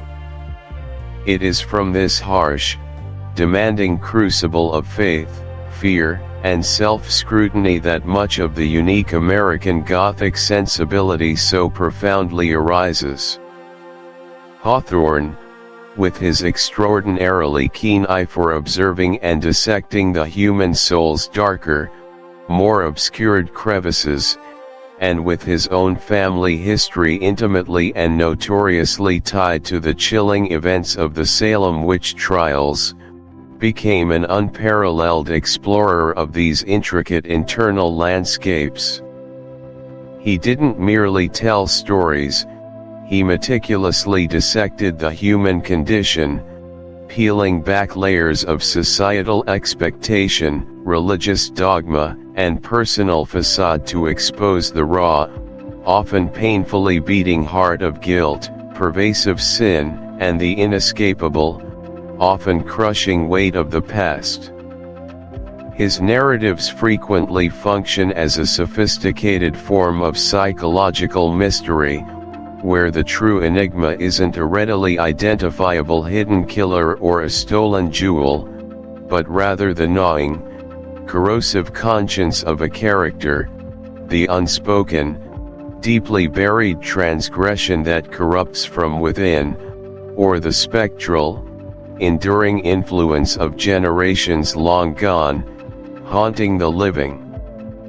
This isn't primarily a game of logic or clever deduction, it is, instead, an arduous excavation of the soul, a profound and often discomforting interrogation of morality itself, frequently leading to truths far more disturbing and personally resonant than any physical crime. The American Gothic, as championed and masterfully exemplified by writers like Hawthorne, forces us, the readers and listeners, to confront not the sheer brilliance of a detective's mind, but rather the terrifying, often uncomfortable depths of our own shared humanity. It is a genre that relentlessly asks us to look inward, to acknowledge the pervasive darkness that lurks not only in the shadowy alleys of a bustling city but also, perhaps more unsettlingly, in the very heart of a seemingly respectable, devout community, or indeed, within our own most private and unspoken thoughts. The mysteries encountered here are not simply to be intellectually solved, but rather to be deeply felt, viscerally absorbed, and perhaps, even emotionally suffered through. This is precisely where the American mystery begins to carve its own distinct, unique, and indelible mark on the global literary landscape, forever exp.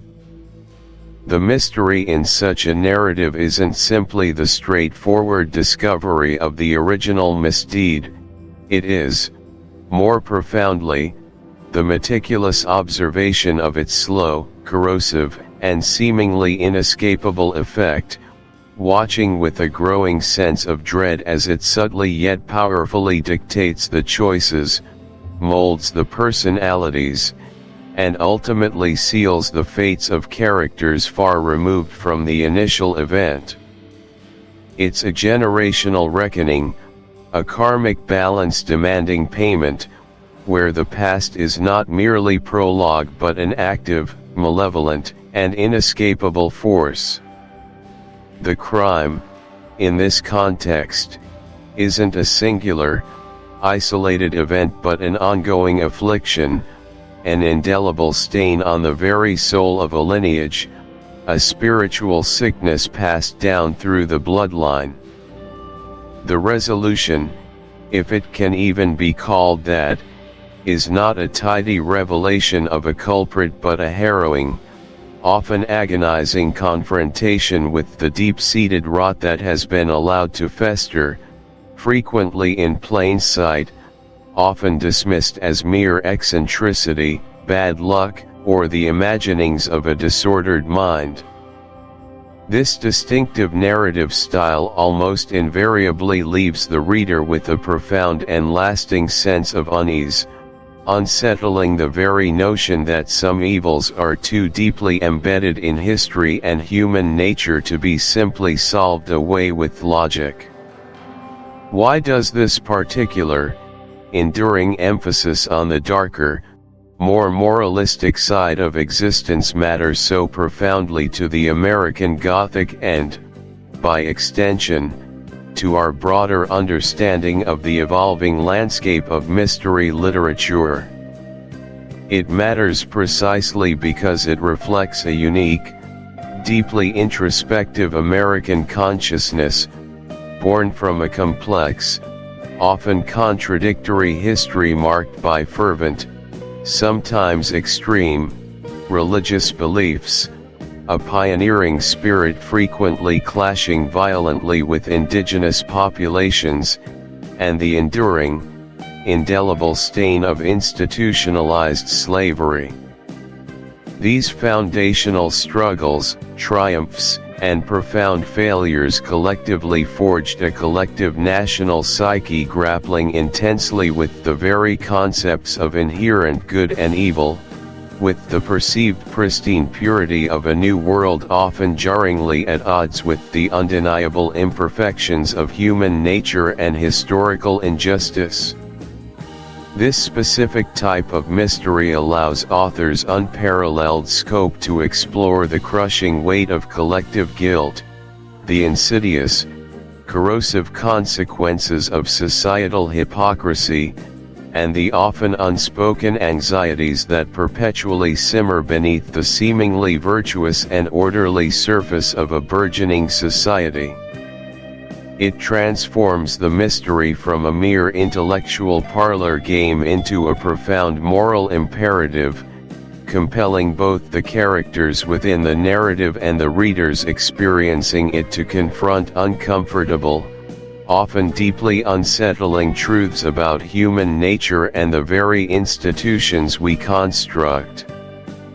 It's a literature of conscience, deeply embedded in the American psyche, reflecting a persistent cultural anxiety about original sin, the inherent fallibility of humankind, and the frequently failed, quixotic attempt to create a perfect, utopian society in a new world.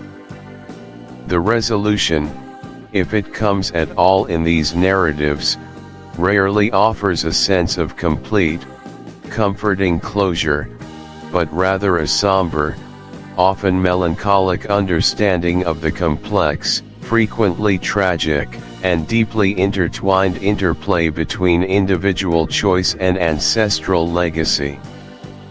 This distinct approach fundamentally ensures that these tales resonate long after the final page is turned, echoing with timeless, universal questions about justice, the elusive nature of redemption, and the enduring, inescapable burden of our shared past.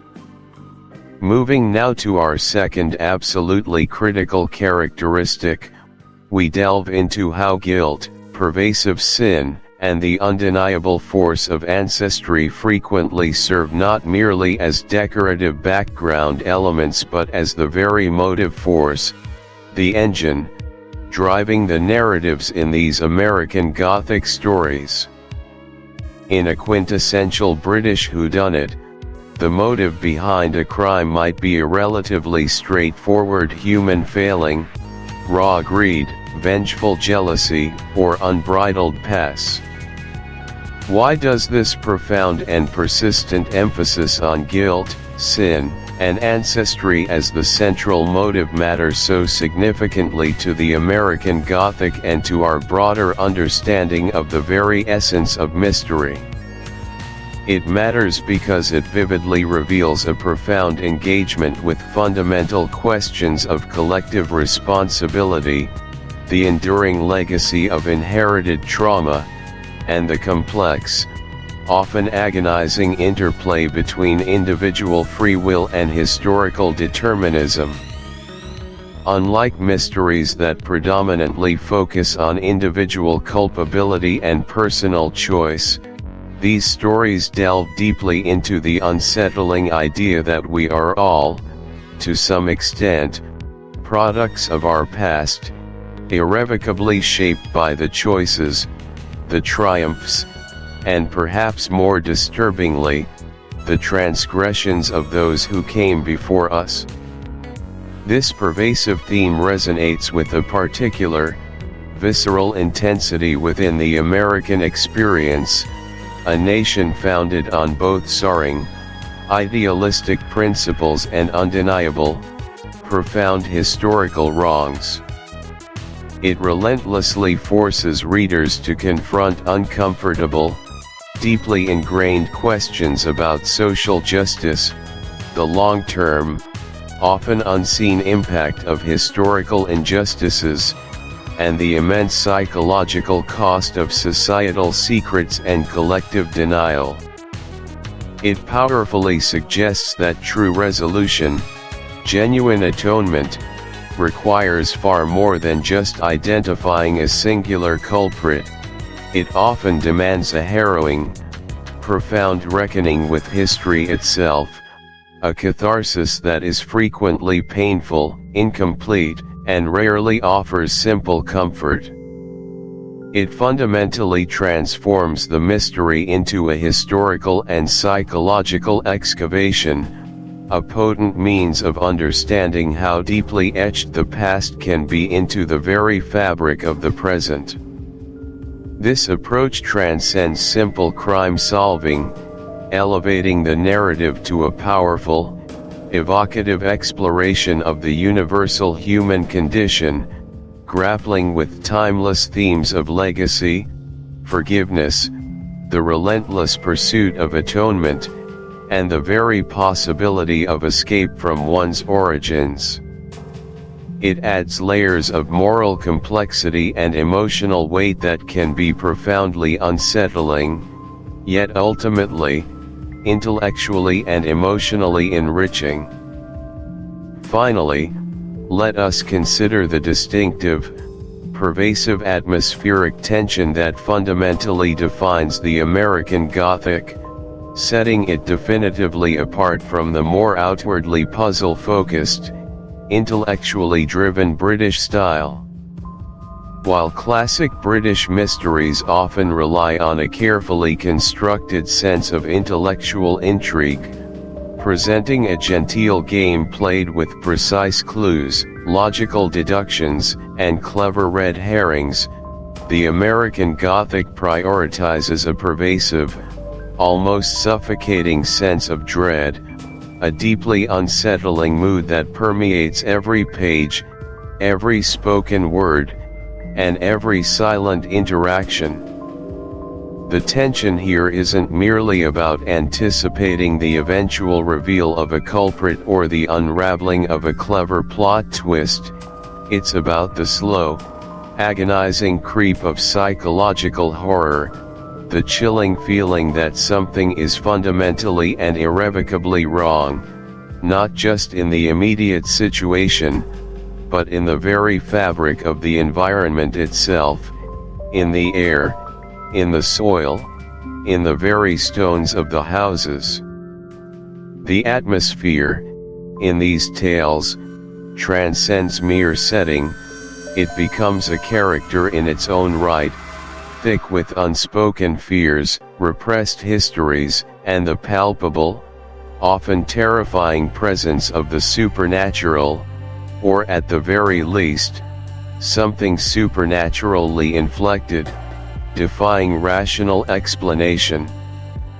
It's considerably less about the intellectual thrill of the chase and much more about the persistent chill down your spine, the gnawing, existential anxiety that something terrible is about to happen, or indeed, has already transpired and is simply waiting to be fully recognized and understood. This profound tension often derives from a potent sense of isolation, whether it be physical, geographical isolation from civilization, or a more profound, emotional, and psychological isolation of the characters themselves, magnifying their inherent vulnerabilities and making the external world feel less like a safe haven and more like. As you read, make a conscious effort not to merely follow the narrative thread. Instead, allow yourself to be completely enveloped and absorbed by the evocative descriptions. Pay exceptionally close attention to all sensory details, the described texture of the old, peeling wallpaper, the inexplicable chill that permeates the air, the distant, mournful cry of an owl, the pervasive, almost suffocating scent of age and long-buried secrets. Endeavor to truly feel the dread, the profound isolation, the oppressive, palpable weight of the environment as if you were physically present within it. This active, conscious engagement with atmosphere will permit the story's emotional and psychological impact to penetrate more deeply into your consciousness, making the inherent tension far more potent and personally resonant than if you simply glossed over the descriptive passages. It elevates the act of reading into a deeply sensory, almost tangible experience, meticulously preparing your mind for the subtle, unsettling clues that often reside not in dialogue or action, but in the very environment itself, acting as a silent, powerful narrator. Second, I recommend you actively engage in what I call ancestral detective work. When a new character is introduced, or when a fragmented family history begins to subtly unfold, consciously resist the immediate urge to solely focus on the present-day mystery or conflict. Instead, take a mental step back and meticulously map out the family tree, whether it is explicitly stated or merely implied through hints and allusions. Ask yourself pertinent questions. Who were these ancestors? What were their roles, their positions, their reputations within the community, however small or large? What deeply buried secrets might they have held? What significant transgressions, whether public scandals or private shames, might they have committed? Try to identify any inherited traits, peculiar behavioral patterns, or even explicit curses or burdens that seem to manifest or repeat across generations. Consider in what profound ways the present-day characters are consciously or, more often, unconsciously influenced, even dictated by these powerful past figures. The true mystery in these narratives frequently lies considerably less in what this particular character did today, and much more in what their great-grandparent did a century or more ago, and how that singular, ancient act is echoing, reverberating, and ultimately dictating events through time.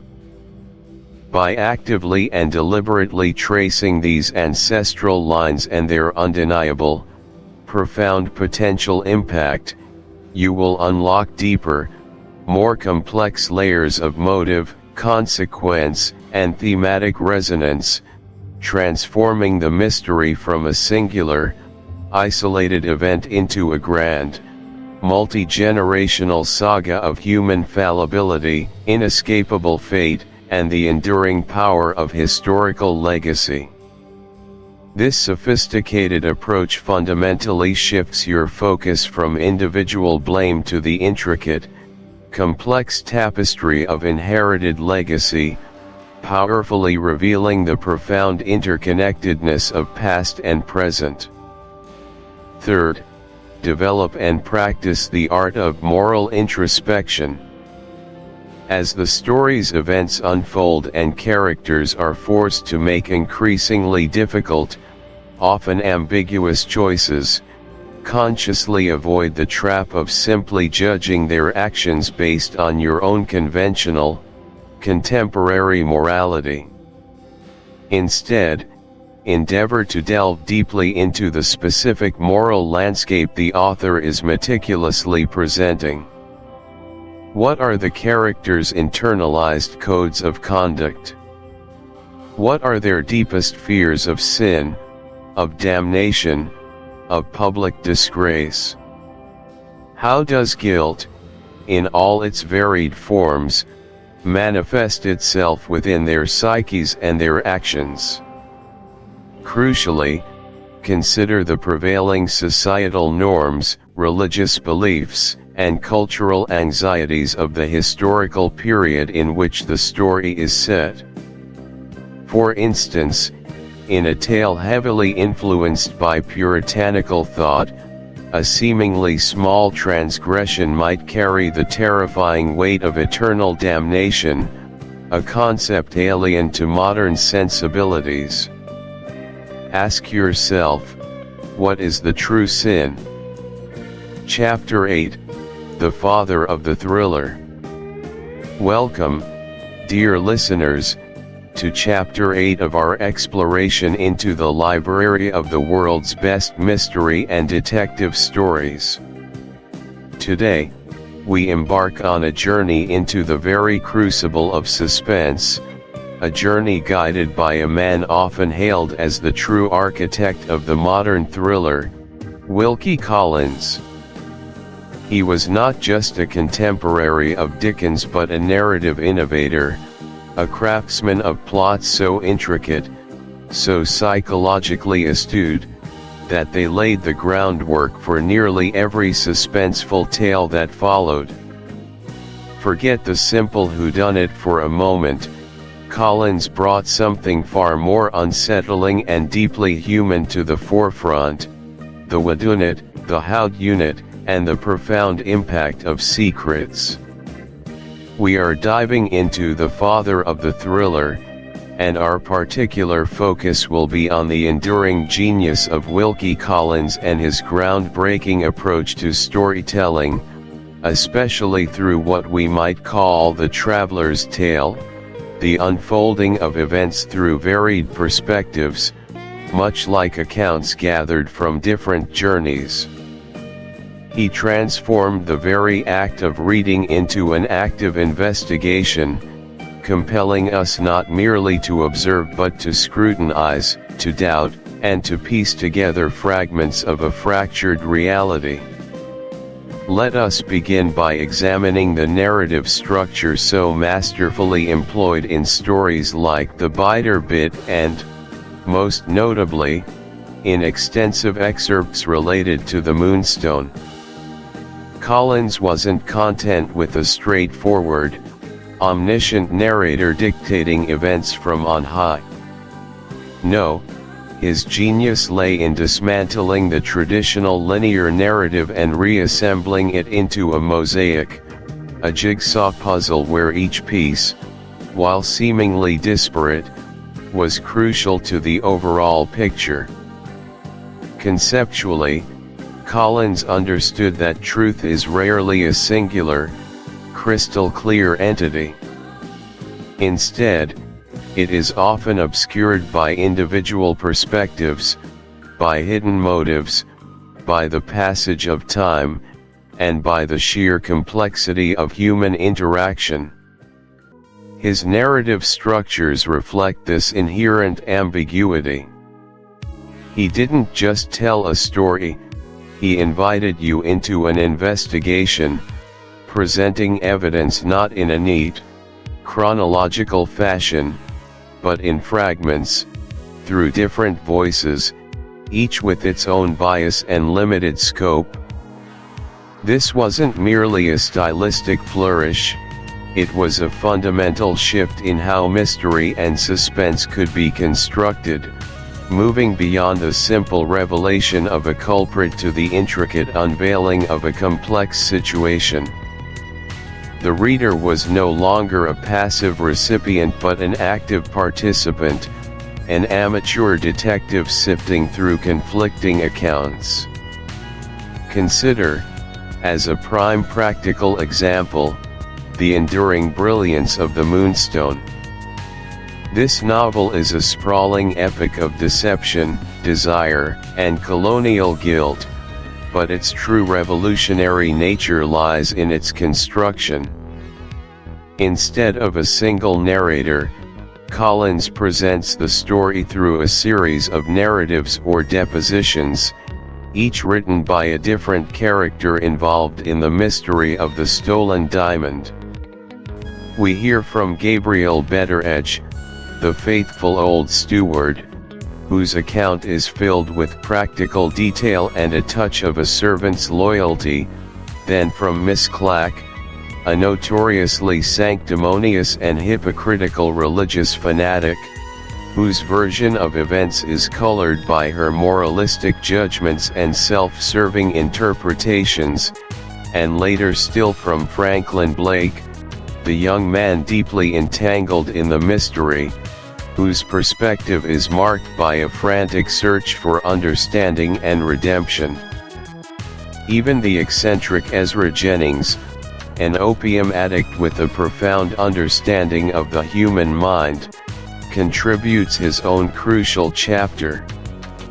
Each narrator offers a limited, subjective view, often contradicting or misinterpreting earlier accounts. The story doesn't simply progress, it shifts and twists, showing the same events from wildly different angles, adding layers of nuance and suspicion with every new voice. In the biter bit, a shorter work, we see this principle applied to a more focused degree, with a single letter from a detective's clerk leading to a delightful reversal, built entirely on the reader's initial acceptance of a seemingly straightforward account before a subtle twist of perspective reveals the true state of affairs. This fractured approach, the refusal to offer an easy, authoritative narrative, was audacious for its time. Now, why does this matter? Why is this structural innovation so pivotal to the development of the thriller genre? It matters profoundly because it fundamentally changed the relationship between author, story, and reader. Collins didn't just create suspense through plot twists, he created it through the very act of reading. By forcing the reader to synthesize conflicting accounts, to sift through unreliable testimony, and to piece together the truth from disparate fragments, he elevated the reading experience to an intellectual challenge.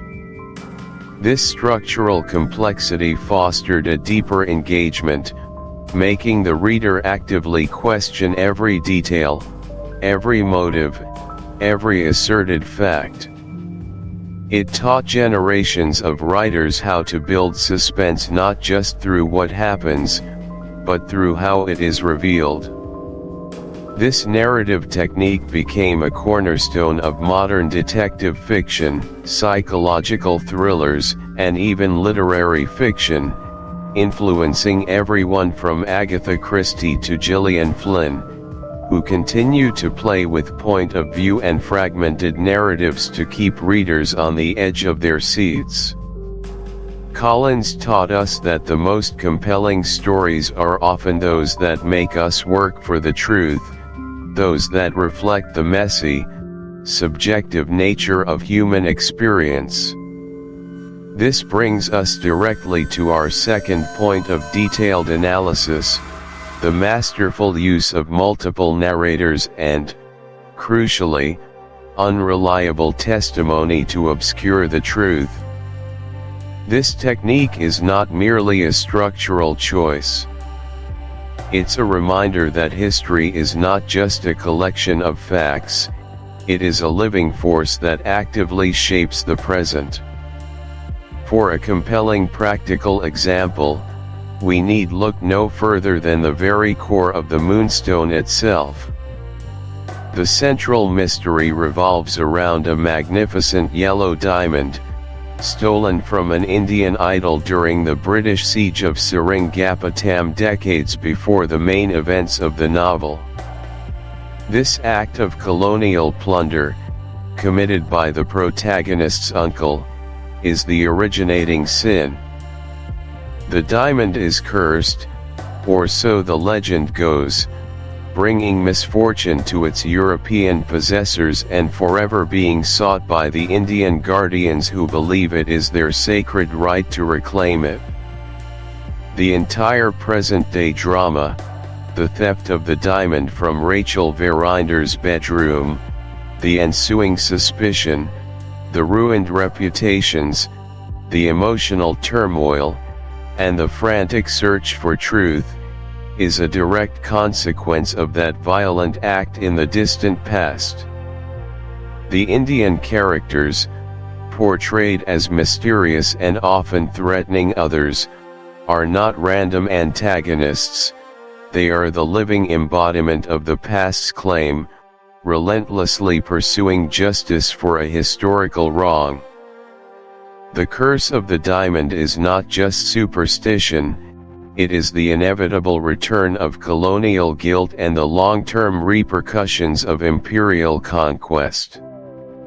The characters in the present, though innocent of the original crime, find themselves caught in its lingering effects, their lives irrevocably altered by an event they had no part in shaping. Why does this theme matter so profoundly for the thriller genre and for storytelling in general? This thematic cornerstone adds immense depth, moral complexity, and a pervasive sense of inescapable dread. It imbues the narrative with a weightiness, suggesting that human actions, especially those born of greed or violence, have far-reaching consequences that ripple across generations. It moves the story beyond a simple crime and punishment framework, exploring themes of inherited guilt, cultural clash, and the difficulty of escaping one's historical legacy. The past haunting the present creates a powerful engine for suspense, as the reader slowly uncovers the historical roots of the current crisis, understanding that the danger isn't arbitrary but deeply interconnected with earlier events. It provides compelling motivation for both protagonists and antagonists, whose present-day actions are often driven by unresolved issues or lingering echoes from yesterday. This theme resonates because it taps into universal human anxieties: the fear of secrets exposed, the burden of inherited responsibility, and the unsettling idea that our personal and collective histories are always catching up with us. It's a trope that has fueled countless thrillers, gothic novels, and psychological dramas, from family secrets unearthed in modern suburban mysteries to grand historical conspiracies, all owing a debt to Collins's brilliant articulation of how yesterday's deeds shape today's terror. Given the scope and detail required for our discussion, let's also spend a moment on some mental exercises for you, our discerning listener, to help solidify your understanding of Wilkie Collins's immense contributions. Firstly, a narrative deconstruction exercise. When you next read a complex mystery or thriller, particularly one that uses multiple perspectives or flashbacks, try to mentally map out the timeline. Identify each distinct point of view. Ask yourself, what does this character know that others don't? What are their inherent biases? How does their perspective intentionally or unintentionally obscure the full truth? How would the story change if told from a single, omniscient point of view? This practice helps you actively engage with the author's structural choices, much as Collins intended. Consider not just what happens, but how the author chooses to reveal it, and what effect that choice has on your understanding and emotional response. Try to identify moments where you, the reader, are being deliberately misled or encouraged to make assumptions, and then note how. Chapter 9, The Oriental Mystery. Welcome back to Library of the World's Best Mystery and Detective Stories. As we turn the page to Chapter 9, The Oriental Mystery, prepare to be transported far beyond the familiar drawing rooms and fog-shrouded London streets. We embark on a journey into territories often perceived as exotic, enigmatic, and utterly captivating by the Western world of the late 19th and early 20th centuries. This chapter invites us to explore exotic settings and unfamiliar customs, a rich tapestry woven with intrigue, cultural clash, and the thrilling unknown. Imagine, if you will, a world where news travels slowly, where foreign lands are shrouded in an almost mythological veil of mystery, where every artifact and custom from afar holds a unique, often tantalizing, secret. For the avid reader of mystery and detective fiction in that era, the concept of the East, a broad, often ill-defined geographical and cultural umbrella encompassing everything from the Middle East to India, China, and Japan, provided an irresistible stage. It was a place where the ordinary rules of society seemed to bend, where ancient traditions collided with modern sensibilities, and where the very air thrummed with unspoken danger and profound wisdom. This chapter in our anthology capitalizes on that fascination, offering narratives that promise not just a puzzle to solve, but an adventure into a world distinctly different from one's own. It's a testament to the power of storytelling to transcend borders, even if those transgressions were sometimes filtered through a particular, historically specific lens. Our first deep dive explores how this anthology masterfully incorporates stories set in these alluring Eastern locales or features compelling narratives penned by authors adept at depicting foreign lands and their often perceived enigmatic inhabitants. The conceptual explanation here is straightforward yet profound. The mystery genre thrives on novelty, on the unexpected twist, on the puzzle that defies easy solution. By shifting the setting from the mundane to the magnificent, from the known to the unknown, authors immediately inject a potent dose of fascination and complexity. They recognized that a crime committed in the bustling bazaars of Cairo, or within the silent, intricate gardens of Kyoto, or amidst the ancient, mystical ruins of an Indian temple, would inherently carry a different weight, a different flavor, than one confined to a Victorian manor house. Consider a real-world practical example, the kind of story you might find embedded within this very collection.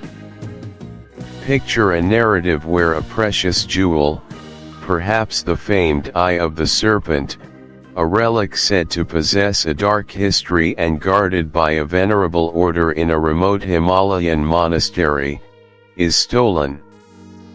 The local authorities are baffled, their understanding of the outside world limited. Enter the astute British detective, perhaps on an extended tour, or an expert in ancient cultures. The crime scene itself is replete with symbols and rituals alien to him, burnt incense sticks arranged in a specific pattern, footprints suggesting a strange, almost dance-like gait, or a cryptic message written in an ancient script. The suspects might include a silent acolyte, a wise elder speaking only in parables, or even a rival collector from the West, intimately familiar with the region's lore. The narrative doesn't just present a crime, it immerses the reader in a distinct cultural landscape, making the environment an active character in the mystery. The very method of the theft, or the interpretation of a crucial clue, relies entirely on understanding, or misunderstanding, the local traditions. Why it matters is multifaceted. Firstly, it democratized the settings of mystery. No longer were crimes confined to the upper echelons of European society. The world became a stage, expanding the genre's imaginative scope exponentially. This geographical expansion inherently led to an expansion of possible plot devices, character types, and motivational complexities. Secondly, it tapped into a burgeoning public interest in exploration and ethnography, albeit often through a romanticized or exoticized lens. Readers were given a glimpse, however filtered, into cultures beyond their immediate experience, satisfying a latent wanderlust and intellectual curiosity. Finally, and perhaps most crucially, it presented the detective with a new kind of challenge. Solving a crime in a foreign land wasn't merely about deductive reasoning, it also required cultural sensitivity, an openness to different ways of thinking, and an ability to navigate social labyrinths that were entirely new.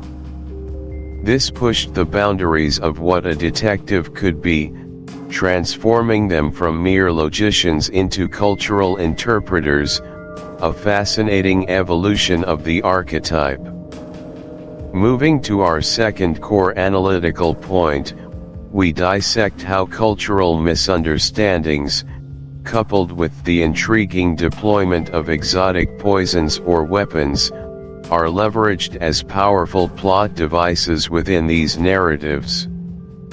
Conceptually, this is where the Oriental mystery truly shines in its unique approach to baffling the reader and the detective alike. In a world increasingly interconnected yet still largely defined by distinct national identities, differences in cultural norms could be exploited for narrative genius. A gesture of respect in one culture might be an insult in another. A common ritual could be misconstrued as evidence of guilt. Linguistic nuances could entirely obscure meaning. When these social complexities are combined with the introduction of substances or instruments unknown to Western science or criminology, the stage is set for a seemingly insoluble crime. Let's conjure a specific practical example. Imagine a story where a visiting dignitary from an unnamed Eastern kingdom is found dead in his London hotel room. The cause of death is initially baffling to the Western D. While we must approach these stories with a critical eye, acknowledging their problematic aspects and the harm that such stereotypes caused and continue to cause, we can still appreciate their historical significance and the genuine variety they brought to the nascent mystery genre. Firstly, they unequivocally broadened the canvas of mystery fiction. Before these stories, the genre was largely confined to Western Europe and North America. The Oriental mystery chapter, even with its flaws, opened doors to global settings, suggesting that intrigue could be found anywhere. This was a vital step in the genre's evolution towards greater internationalism. Secondly, for all their problematic tropes, these stories often introduced readers to new ideas, cultures, and geographical locations they might never have encountered otherwise.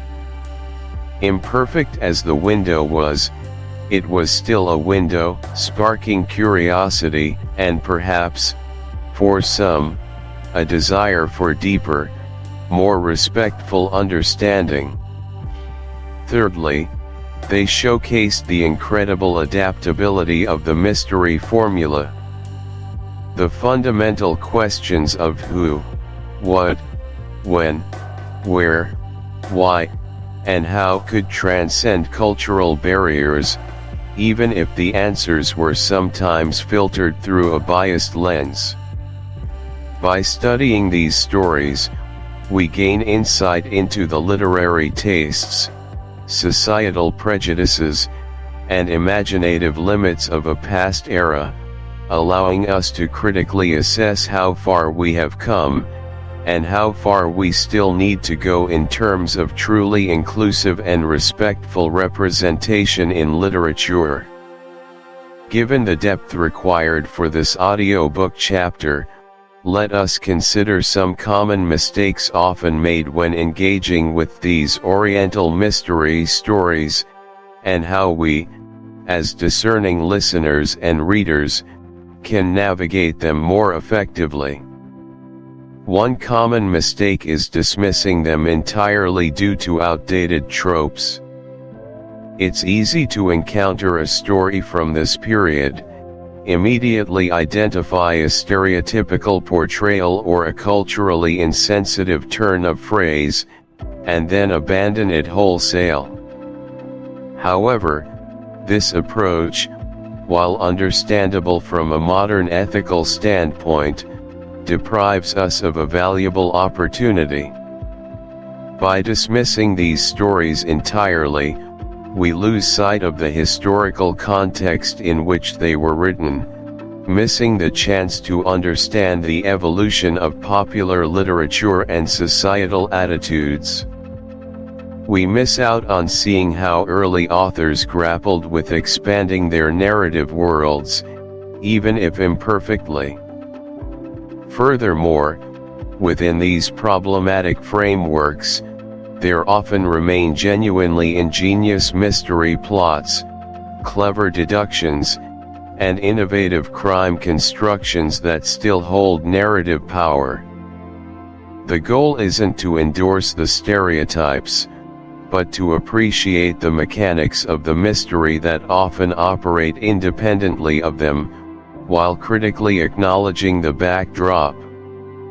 Another pitfall is reading them uncritically, thereby internalizing stereotypes. At the opposite end of the spectrum from outright dismissal is the unthinking consumption of these narratives. If we read without engaging our critical faculties, we risk passively absorbing and perpetuating the very stereotypes the stories contain. The inscrutable Asian, the mystical Indian guru, the treacherous Arab, these archetypes, when consumed without critical distance, can reinforce harmful prejudices. An expert listener approaches these texts with an awareness of the historical baggage, dissecting how characters are portrayed, questioning the author's assumptions, and recognizing the limitations of the perspective presented. This active, critical engagement transforms reading into an intellectual exercise rather than passive absorption. A third mistake is assuming all Oriental stories are the same. The term Oriental mystery itself is a simplification, lumping together vast, diverse cultures and geographies under a single, monolithic banner. Within the anthology, even within the constraints of the period, authors might have drawn from different regions, different mythologies, and even displayed varying degrees of sensitivity or research. While many might fall prey to similar tropes. Finally, engage in global mystery connections. Think about how these early stories, despite their limitations, connect to contemporary international thrillers and mysteries.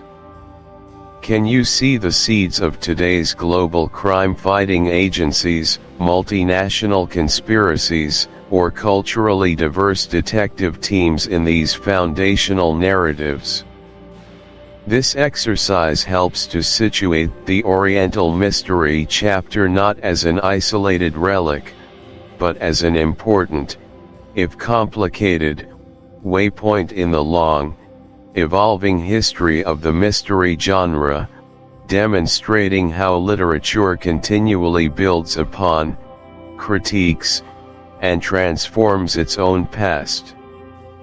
In conclusion, Chapter 9, The Oriental Mystery from Library of the World's Best Mystery and Detective Stories is far more than just a collection of tales. It's a historical artifact, a fascinating glimpse into a pivotal moment in the development of the mystery genre. It represents a bold expansion of the narrative landscape, challenging authors to think beyond their immediate cultural horizons and delighting readers with visions of far-off lands and enigmatic puzzles.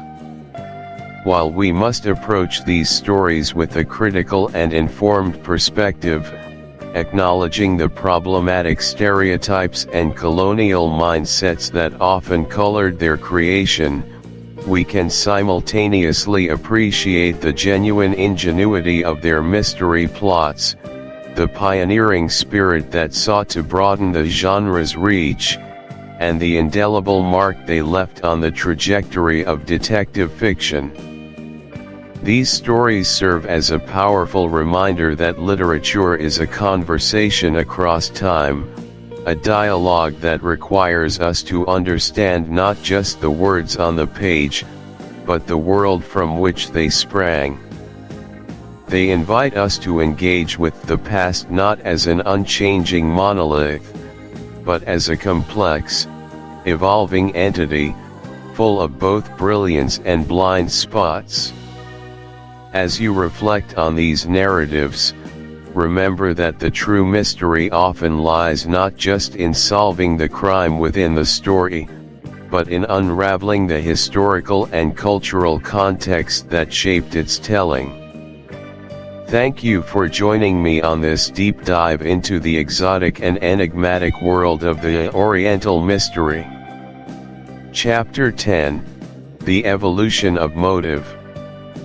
Welcome back, listeners, to our continuing exploration of the human mind's darker corners, as revealed through the fascinating narratives within the library of the world's best mystery and detective stories. In this 10th chapter, we embark on a profound journey, delving into the very heart of criminal motivation. We are about to dissect the fundamental why behind the most perplexing and often terrifying acts, charting a compelling course from what might appear as sheer, unadulterated madness, to the chillingly calculated grip of greed.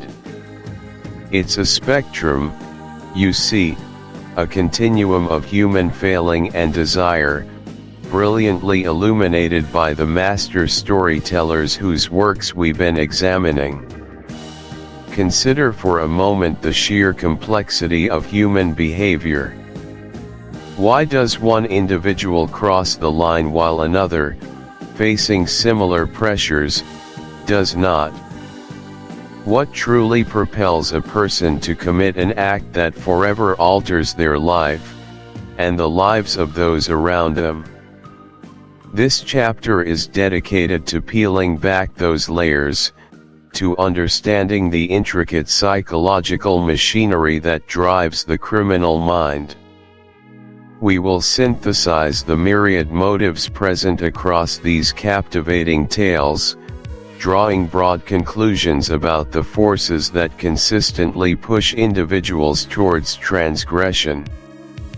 Our journey today is not merely about identifying the act, but profoundly understanding its genesis, its internal spark. We're moving beyond the superficial details of the crime scene and into the profound depths of the human psyche, examining the motivations that transform ordinary individuals into figures of infamy within these carefully constructed fictional worlds.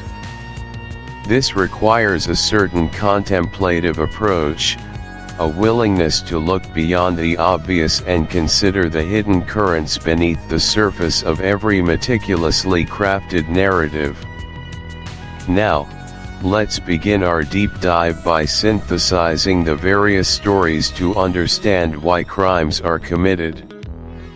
When we look across the diverse landscapes of these mystery and detective stories, a fascinating tapestry of human motivation emerges.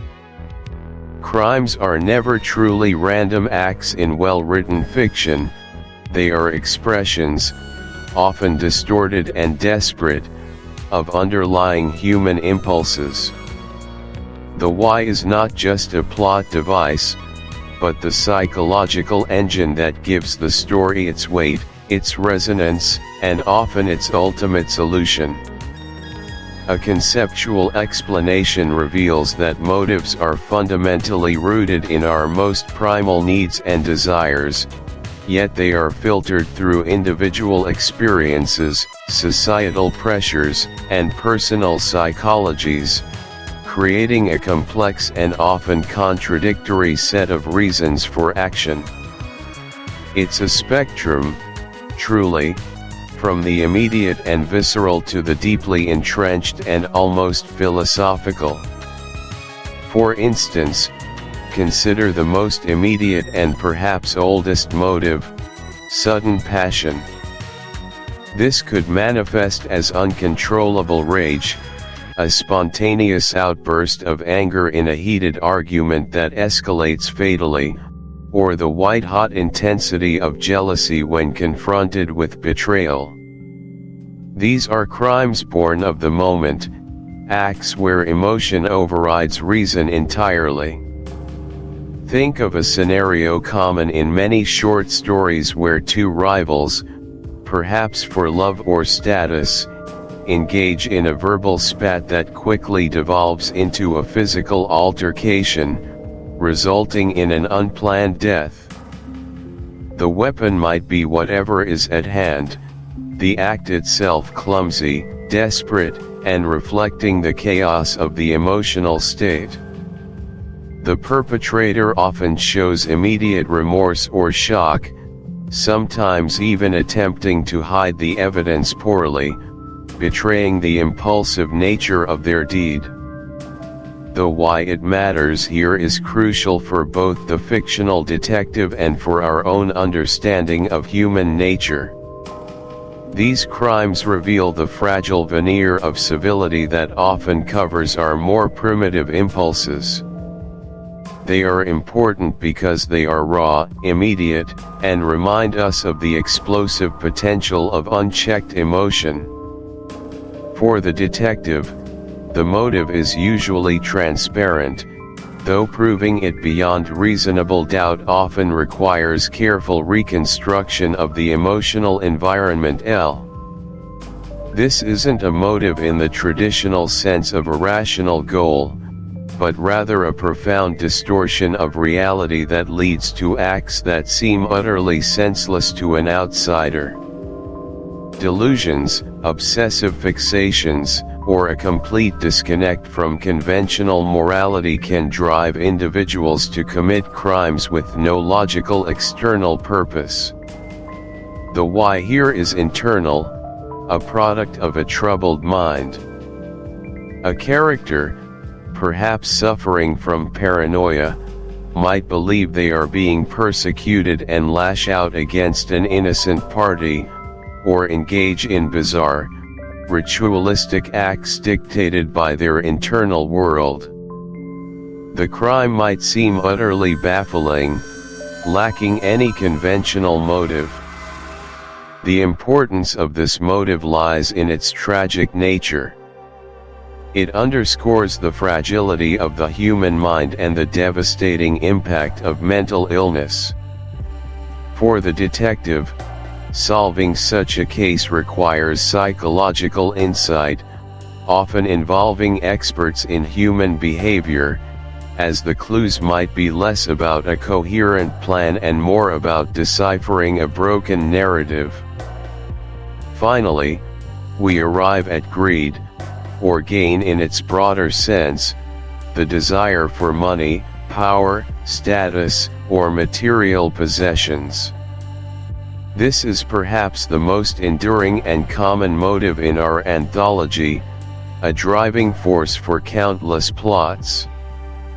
A character might murder a wealthy relative to secure an inheritance, embezzle funds to maintain a lavish lifestyle, or eliminate a rival to gain a position of power. These crimes are almost always rational, planned, and executed with a clear objective.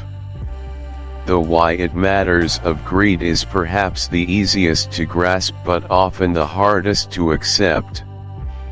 It highlights a fundamental aspect of human nature, the insatiable desire for more, even at the cost of another's life. For detectives, greed-driven crimes often present a dense web of financial transactions, hidden relationships, and carefully constructed alibis, requiring meticulous forensic accounting and detailed background checks. It is the motive that often underpins the most elaborate and perplexing mysteries, reflecting a calculating coldness that can be profoundly disturbing. Now, let's trace the fascinating evolution of motive, moving from those crimes of sudden, uncontrollable passion to the chillingly calculated, cold-blooded murders driven by inheritance or the relentless pursuit of status.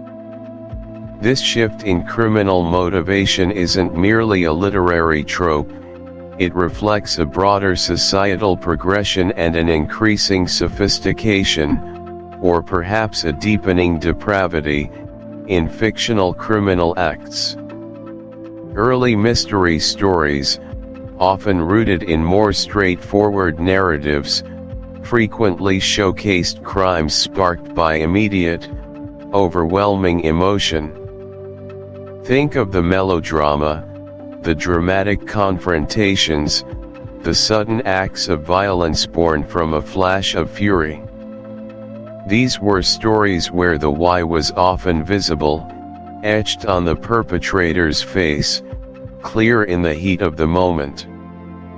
The motive was palpable, almost a character in itself, tempestuous and undeniable.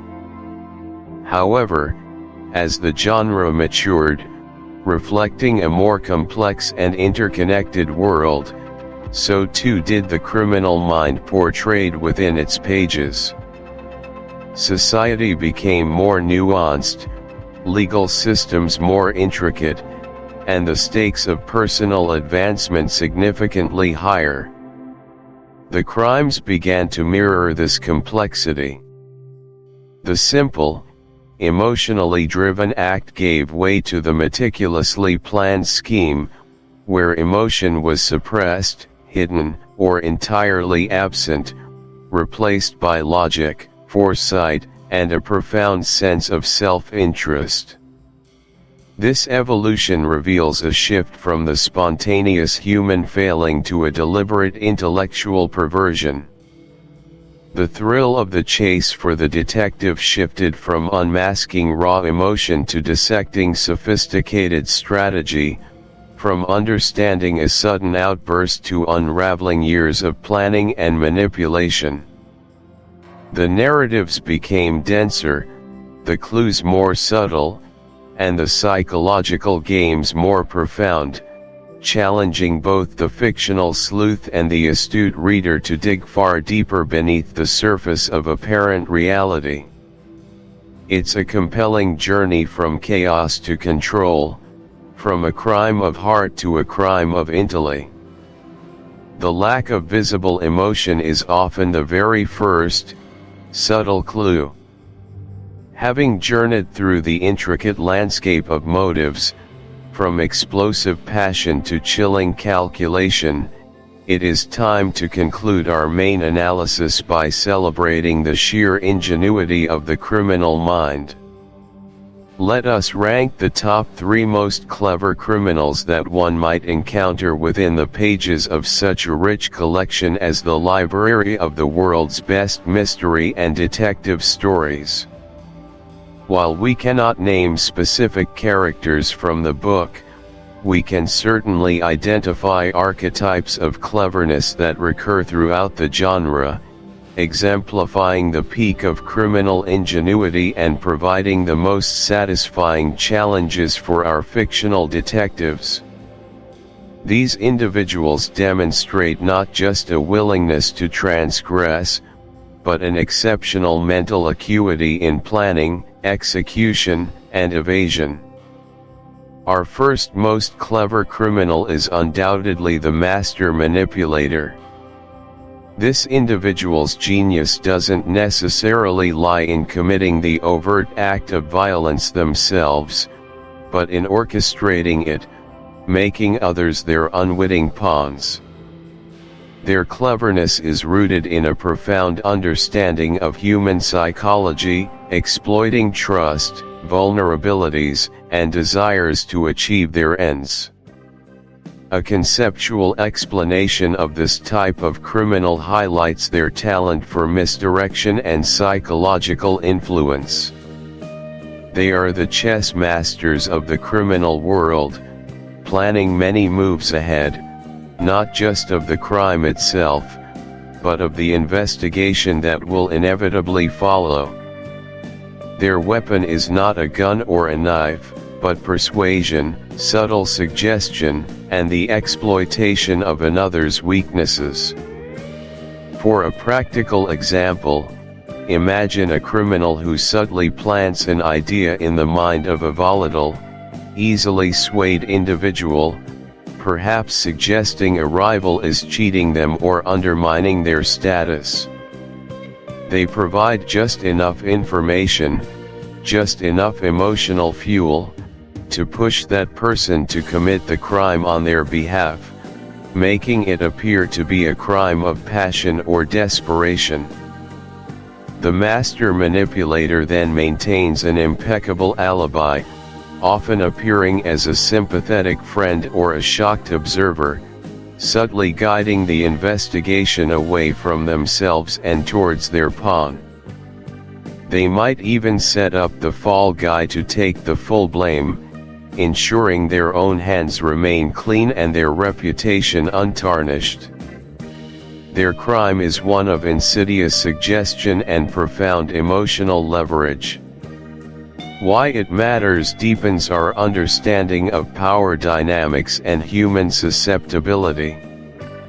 This type of cleverness underscores the insidious power of the human mind to corrupt and control, making detection incredibly difficult. The visible perpetrator is not the true mastermind, leading detectives on a wild goose chase.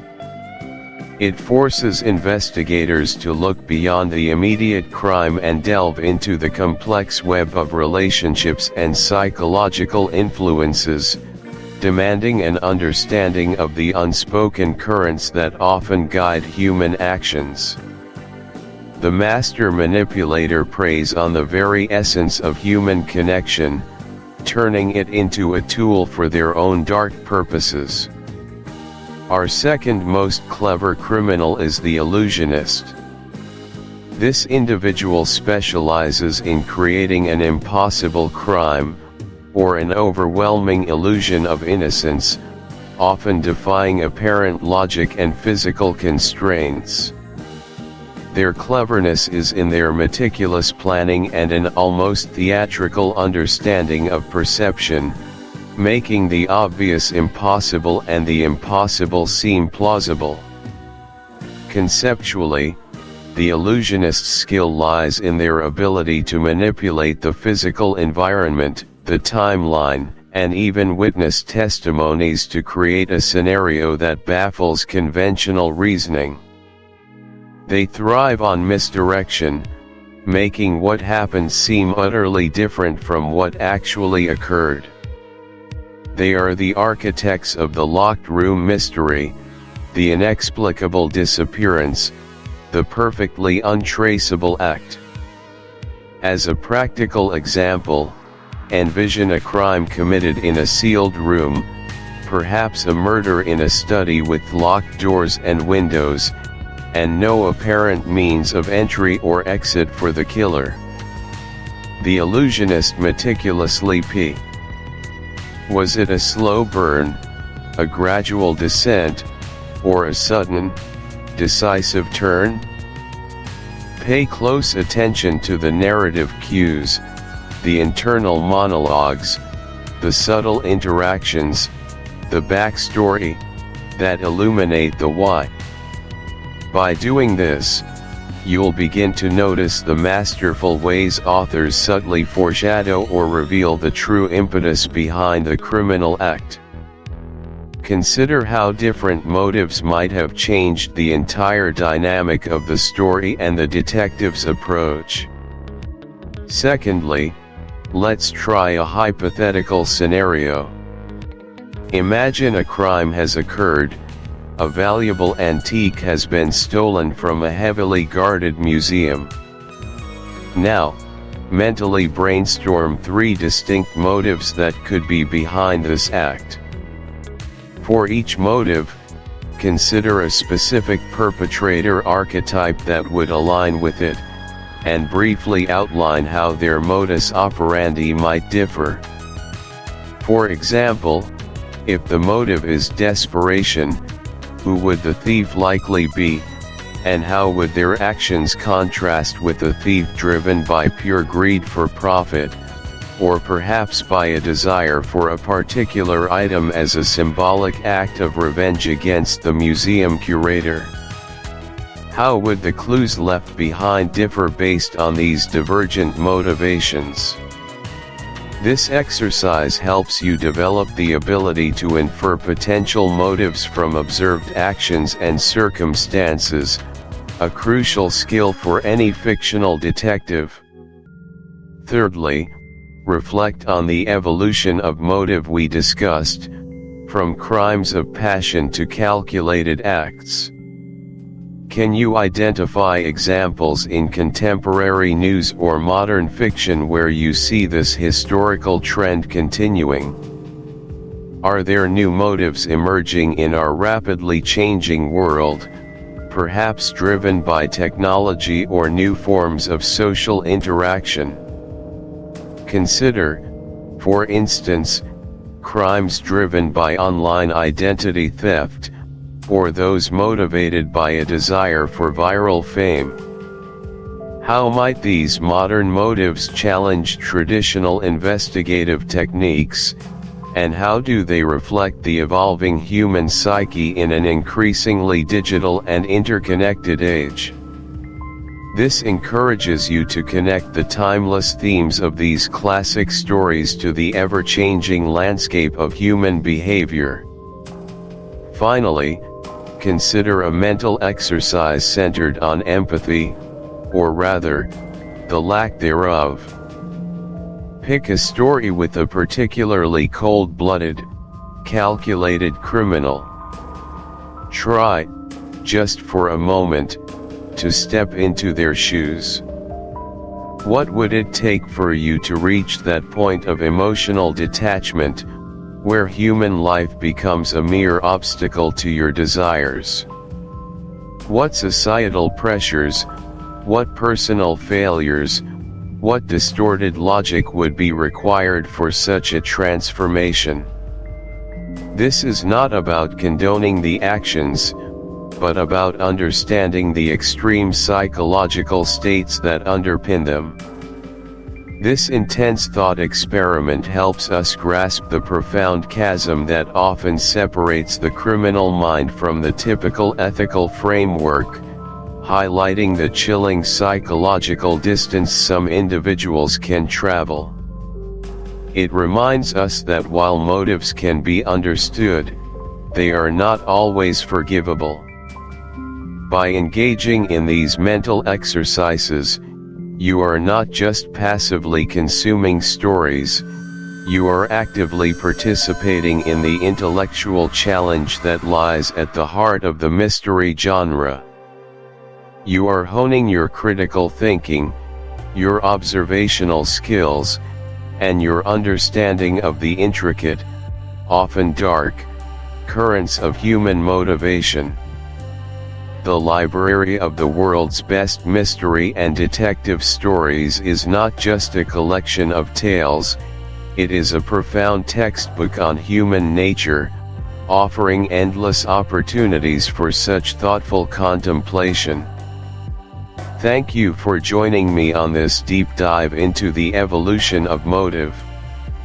Keep exploring, keep questioning, and keep unraveling the mysteries that lie within and around us. Chapter 11: The 7-Day Detective Mindset. Welcome back, inquisitive minds, to the library of the world's best mystery and detective stories. Today, we embark on a journey not through the pages of a fictional whodunit, but into the very fabric of your own perception and reasoning. We're about to unlock what I call the 7-day detective mindset, a practical, week-long immersion designed to sharpen your senses, refine your logic, and elevate your understanding of the world around you. Forget the deer stalker hat and magnifying glass for a moment. This isn't about solving an elaborate murder in a dusty manner. This is about cultivating a keenness of spirit, an analytical edge that transforms the mundane into a tapestry of clues, making you a more astute observer, a more discerning listener, and ultimately, a more effective problem solver in your everyday life. Imagine for a moment a seemingly ordinary morning. You wake up, brew your coffee, glance at the news, and head out the door. But what if, in that routine, you missed a critical detail? Perhaps a slight shift in the way your neighbor arranges their recycling bins, a new scratch on your car that wasn't there yesterday, or a subtle change in the tone of a family member's voice over breakfast. These aren't just random occurrences, they are potential threads in a larger narrative, waiting for a conscious mind to weave them together. This chapter offers you a roadmap, a 7-day action plan, to consciously engage with your environment and interactions, turning passive existence into active investigation. We're not training you to accuse, but to understand. We're not teaching you to distrust, but to discern. Let's dive into the structured approach that will hone your inner detective, beginning with the foundational art of seeing. Day 1 to 2, Observation drills, learning to see what others miss in your daily environment. Our journey begins with the most fundamental skill of any great detective, observation. It sounds simple, doesn't it? We all see things constantly. Yet, true observation goes far beyond mere visual registration. It's an active, engaged process of noticing, absorbing, and cataloging details that the average person's brain, conditioned to filter out the unimportant, simply ignores. It's about challenging your brain's default settings and consciously choosing to engage with the richness of information that surrounds you every moment of every day. This isn't just about looking, it's about perceiving with intent. It involves engaging all your senses, not just your eyes. What do you hear? What do you smell? What textures do you encounter? What subtle shifts in temperature do you detect? Let's try a practical example. For the next 2 days, dedicate a specific segment of your daily routine, perhaps your morning commute, your walk to the kitchen, or your coffee break, to this drill. Don't just walk, observe. Take your morning walk from your bedroom to your kitchen. What objects are out of place? Is the floor subtly cleaner or dirtier than usual? Is there a new aroma, perhaps of something cooking, or a faint electrical scent? Note the position of items on your countertop, the angle of a picture frame, the light coming through the window. Now, expand this to your journey to work or school. Instead of staring at your phone or letting your mind drift, truly look at the environment. Is there a new poster on a lamppost? Has a storefront changed its window display? Is there a particular type of debris on the sidewalk that wasn't there yesterday? Pay attention to people, their gait, their posture, the type of shoes they wear, the expression in their eyes, the subtle mannerisms that betray their internal state. Notice the brand of coffee cups, the state of the street lights, the specific color of the sky. The goal is to consciously register 5 things you would normally completely overlook each time you perform this exercise. Then, reflect on them. What do they tell you? What questions do they prompt? Why does this matter so profoundly? Because observation is the bedrock upon which all subsequent analytical processes. You'll spot potential hazards before they escalate, notice opportunities others miss, and gain a richer, more textured appreciation of the world. It's a foundational skill for empathy, for understanding nonverbal cues, and for building a comprehensive mental map of your surroundings. It trains your brain to collect more information, allowing for richer analysis down the line. It counters the dangerous tendency to live on autopilot, making you a more present, engaged, and ultimately, a more intelligent individual. It is the very first step toward transforming your perception of reality from a blurred background into a vivid, high-definition canvas, revealing details that were always there, waiting to be noticed, waiting to be connected. This heightened awareness also translates into better decision-making, as you operate with a richer, more accurate understanding of your immediate environment and the people within it. You become a living sensor, constantly absorbing valuable data. Day 3 to 4, the logic ladder, applying if this, then that reasoning to solve small personal problems. Having spent the first 2 days diligently collecting information through enhanced observation, we now turn our attention to the second critical pillar of the detective mindset, logical reasoning. This is where the raw data you've gathered begins to transform into meaningful insight. The logic ladder is essentially a structured way of applying if this, then that thinking, moving step by step from an observed fact to a plausible conclusion, or from a problem to its most likely cause. It's about understanding causality, identifying patterns, and building a coherent chain of inferences that connects disparate pieces of information. This isn't about quantum physics. It's about disciplined thought processes that avoid emotional leaps or unfounded assumptions. It asks you to articulate each step of your reasoning, ensuring it is supported by evidence or established principles. Let's illustrate this with a common domestic mystery. You come home, and the kitchen sink is dripping.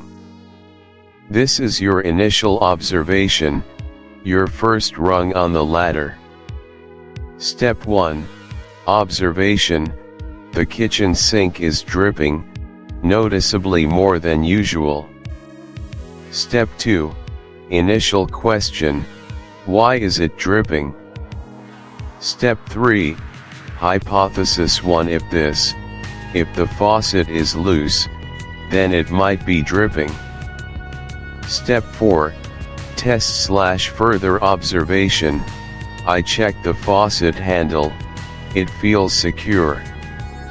Step 5. Refine hypothesis then that, if the handle is secure, then the washer inside the faucet might be worn out or dislodged. Step 6. Hypothesis 2. If the washer is worn, then replacing it should stop the drip. Step 7. Test. I try tightening the packing nut. The drip slows slightly but continues. This suggests a deeper internal issue. Step 8. Conclusion. The issue is likely a worn washer or an internal valve problem, requiring a more involved repair or replacement. This simple example demonstrates a methodical progression. We don't jump to "I need a new sink," but systematically explore possibilities based on the evidence available. Apply this same process to other small personal problems. Why is your internet unusually slow today? Why is your pet behaving oddly? Why did your plant suddenly wilt? Each situation presents an opportunity to build a logic ladder, connecting symptoms to causes, and potential solutions to likely outcomes. Consider the missing remote control. If it's not on the coffee table, then where would it be? If my child had it, then they might have left it in their room. If they were watching TV in their room, then it would be near their TV. This methodical breakdown reduces frustration and increases efficiency. Why is this skill so important? The logic ladder trains your mind to move beyond superficial explanations and delve into the underlying mechanics of situations. It's about developing a robust mental framework for problem solving. In the professional world, this translates to diagnosing project failures, identifying bottlenecks, or anticipating market shifts. In personal life, it helps you. In a world saturated with information and misinformation, the ability to discern truth from fabrication in spoken accounts is a powerful shield against manipulation and misunderstanding. It empowers you to see beyond the surface performance and grasp the deeper realities of human interaction, making you an exceptional communicator and a truly perceptive individual. It helps you understand motivations, even those a speaker might not consciously articulate. This holistic approach to listening transforms conversations from mere exchanges of words into rich opportunities for profound comprehension.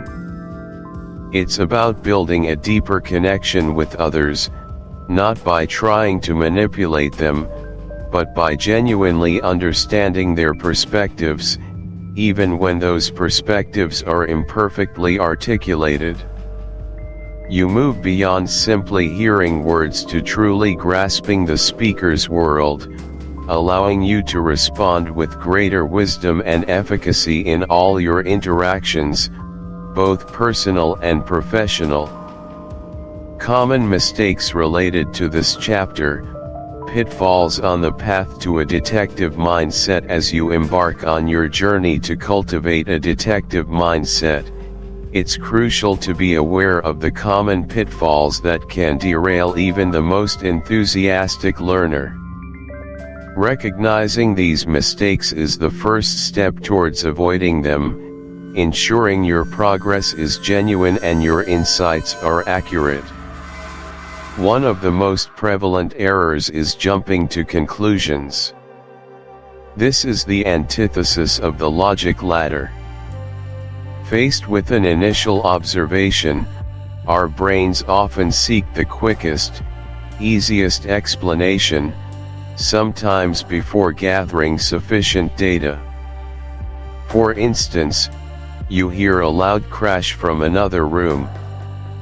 Instead of systematically considering possibilities: a dropped object, a pet knocking something over, a door slamming, you immediately assume someone has fallen or an expensive item is broken.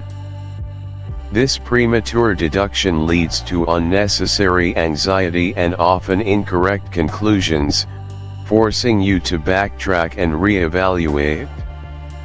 Resist the urge to solve the mystery immediately. Allow the process to unfold. Another significant trap is confirmation bias. This is the tendency to interpret new evidence as confirmation of one's existing beliefs or theories. Once you form an initial hypothesis, for example, that your neighbor is neglecting their garden, you might then selectively notice only the withered plants and overlook the thriving ones, or dismiss any evidence that contradicts your initial thought.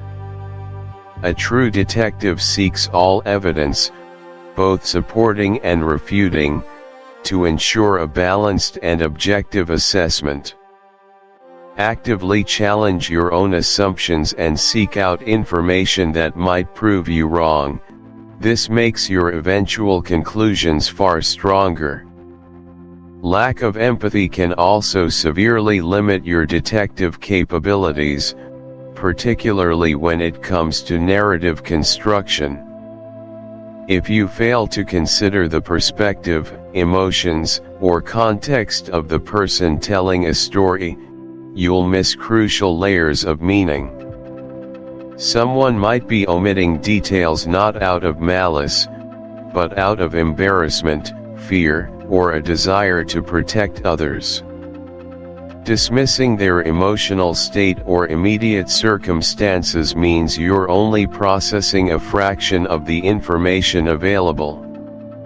A truly perceptive mind understands that human behavior is complex and often driven by factors beyond simple logic.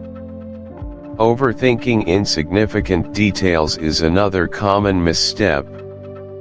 While observation is key, it's possible to become bogged down in minutiae that hold no relevance to the larger picture.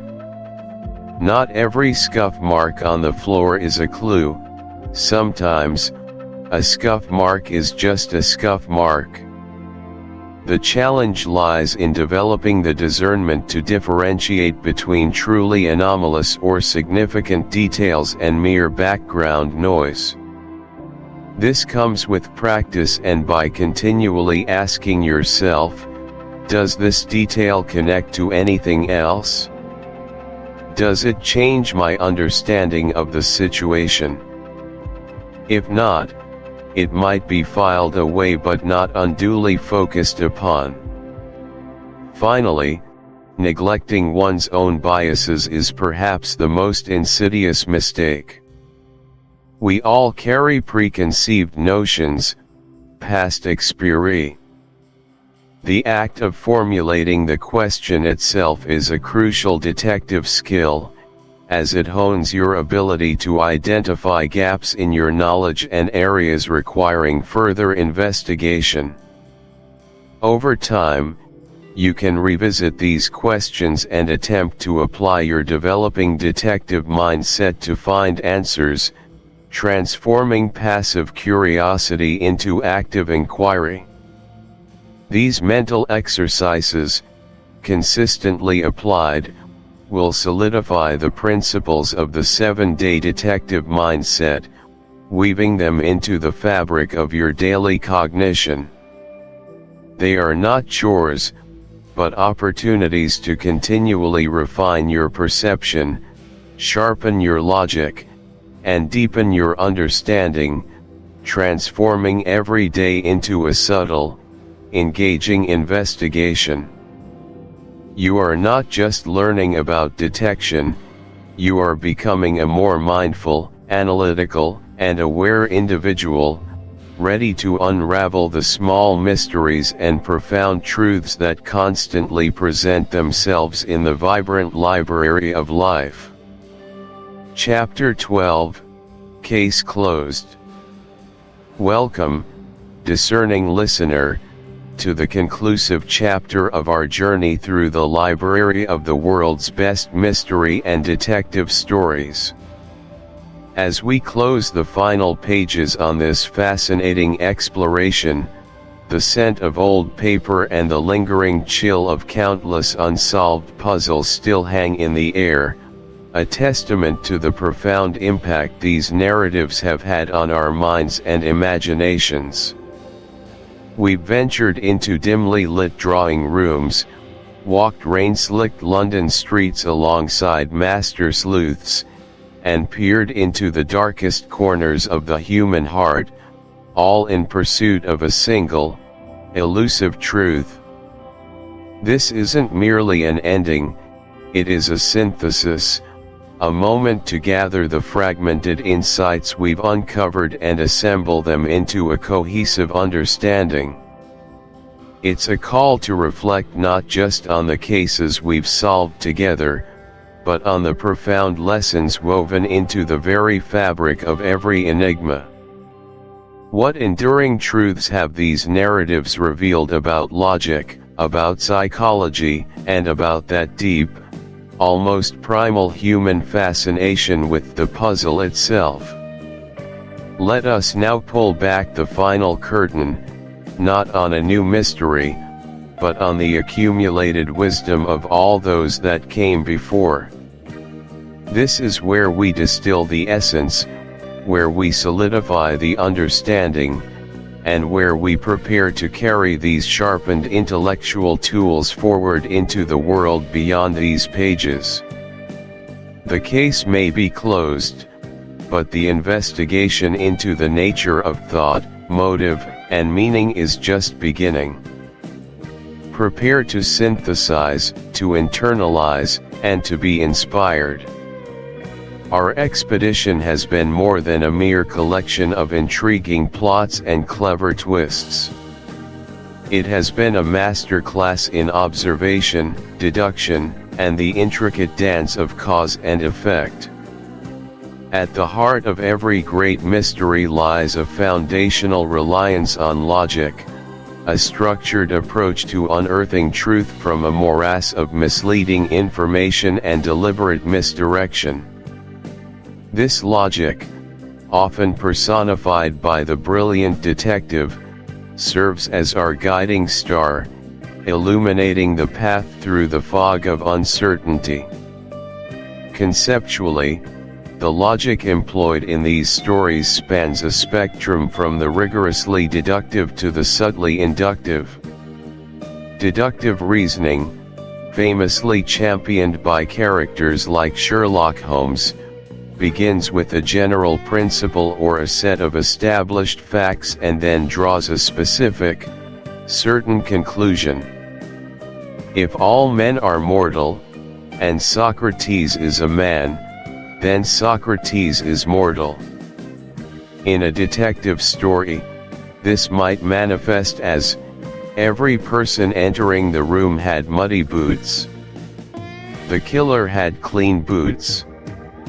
Therefore, the killer did not enter the room through the main entrance. It's about narrowing possibilities until only one remains, an inescapable conclusion built brick by logical brick. Inductive reasoning, conversely, works the other way. It takes specific observations or instances and uses them to infer a general conclusion or a probable explanation. Seeing several swans that are white might lead one to inductively reason that all swans are white, a conclusion that can be disproven by a single black swan but which offers a useful working hypothesis. Mystery writers masterfully blend these, often presenting us with inductive leaps the detective feels something is wrong that are later supported by deductive proofs. The overarching theme is pattern recognition, the ability to discern order in chaos, to connect seemingly disparate pieces of information into a coherent narrative. It is the art of seeing not just the individual threads, but the entire tapestry. It is also the disciplined practice of recognizing red herrings, those tantalizing but ultimately irrelevant details designed to lead our logical minds astray. Consider, for a moment, a classic example from the annals of detection: Sherlock Holmes examining a visitor's hat. He doesn't just see a hat, he sees a narrative. Its dusty condition, the type of felt, the wear marks on the brim, the slightly unusual size, all speak volumes to his trained eye. He might deduce that the owner is intellectual, perhaps nearing middle age, prone to introspection, and has reason. Authors like Agatha Christie excelled at constructing intricate psychological profiles, showing how seemingly ordinary people could be pushed to extraordinary acts under certain pressures. They illustrate how easily one can misinterpret intentions, how readily appearances can deceive, and how deeply hidden resentments can fester, waiting for the opportune moment to erupt. It's about the internal landscape, the secrets characters keep from others, and often, the secrets they keep from themselves. It highlights cognitive dissonance, the way individuals rationalize their behavior, and the insidious nature of certain psychological traits, from narcissism to paranoia. The narrative often becomes a journey into the moral ambiguity of individuals, where no one is entirely good or entirely evil, but rather a complex blend of both, susceptible to the forces that shape human behavior. Take, for instance, a particularly vivid example from the psychological thrillers, The Unreliable Narrator.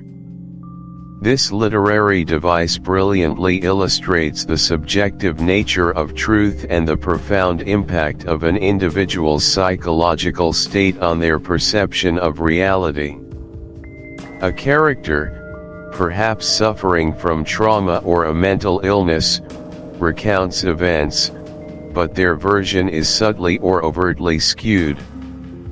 We, the readers, are then tasked not just with solving the crime, but with deciphering the narrator's mind, distinguishing objective fact from subjective interpretation, and discerning where their biases or delusions lead us astray.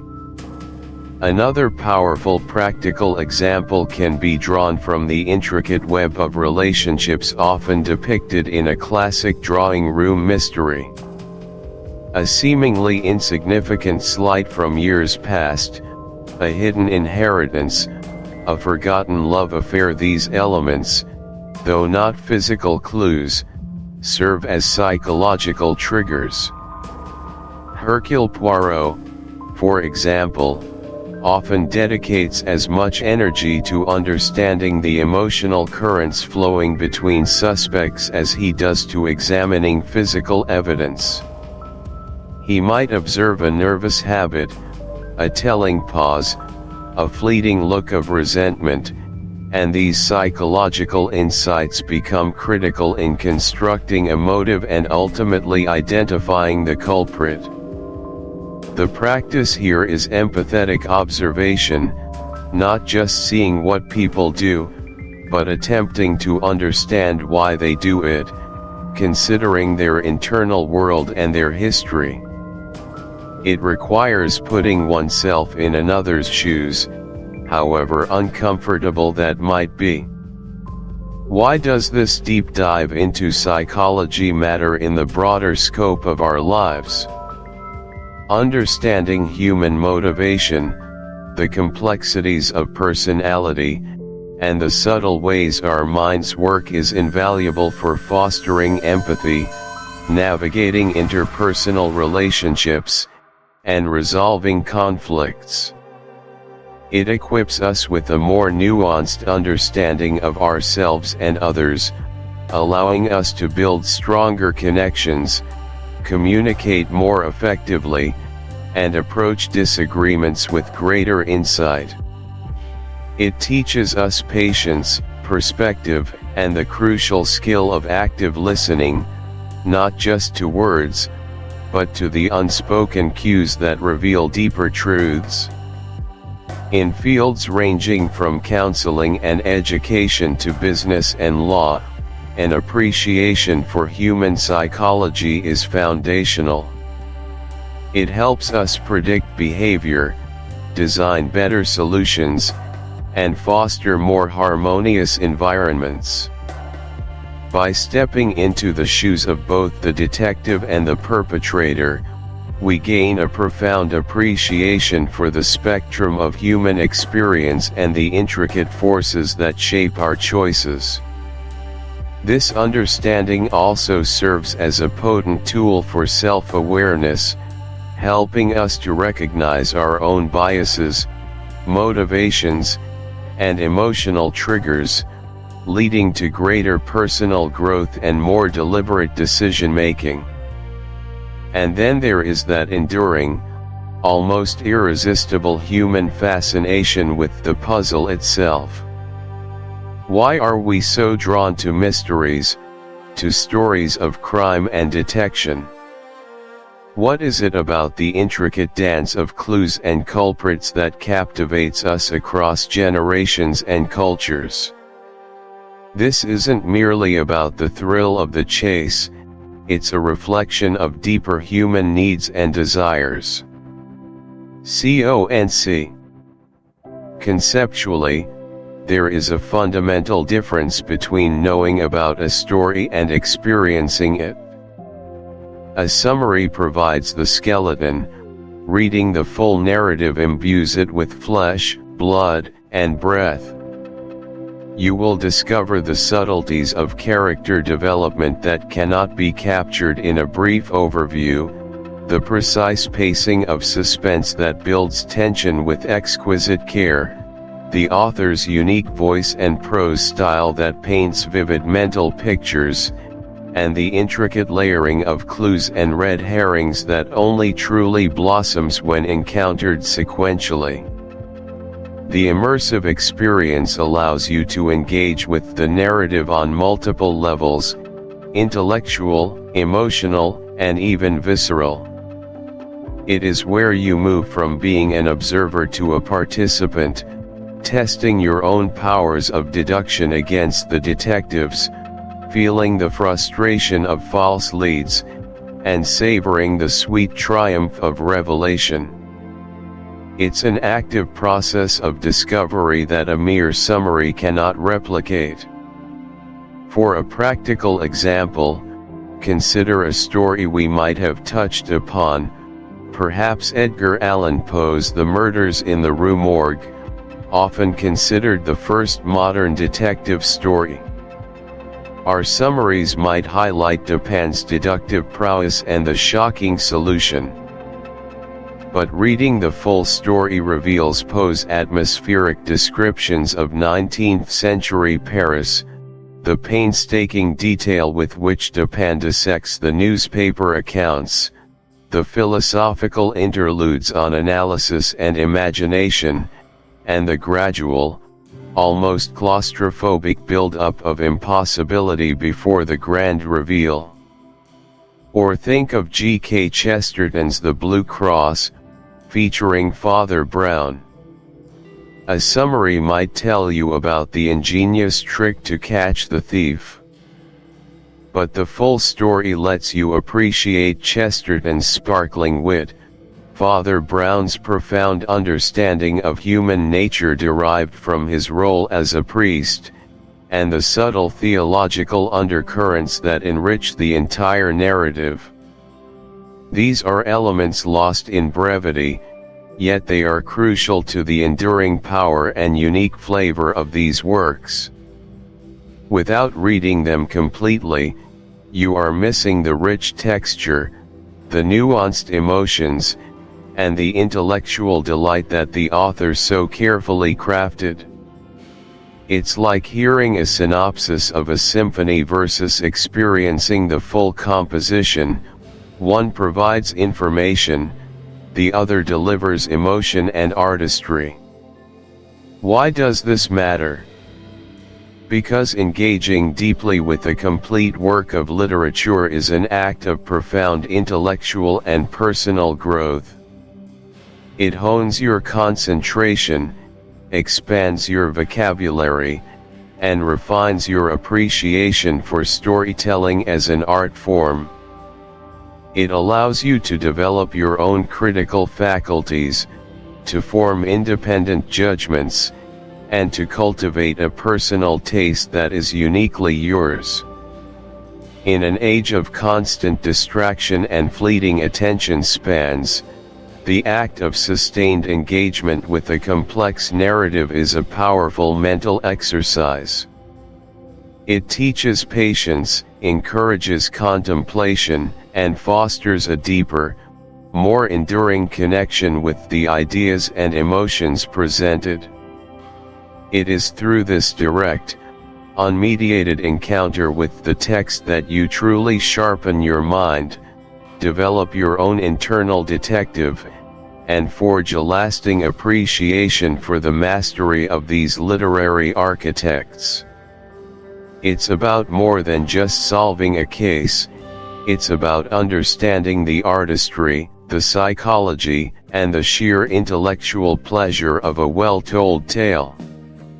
Now, as our current case reaches its inevitable conclusion, remember that the pursuit of knowledge and the sharpening of the mind are lifelong endeavors. The world of literature is an inexhaustible source of new mysteries, new characters, and new challenges to our intellect. This is not a farewell, but an invitation to continue this thrilling journey of discovery. Our final call to action is clear and resonant. Subscribe for more investigations into the world's greatest literature and sharpen your mind with our next case. Conceptually, this invitation is about continuity and community. It acknowledges that your intellectual curiosity is not fleeting, but enduring. By subscribing, you are chosen. Mental exercise 2.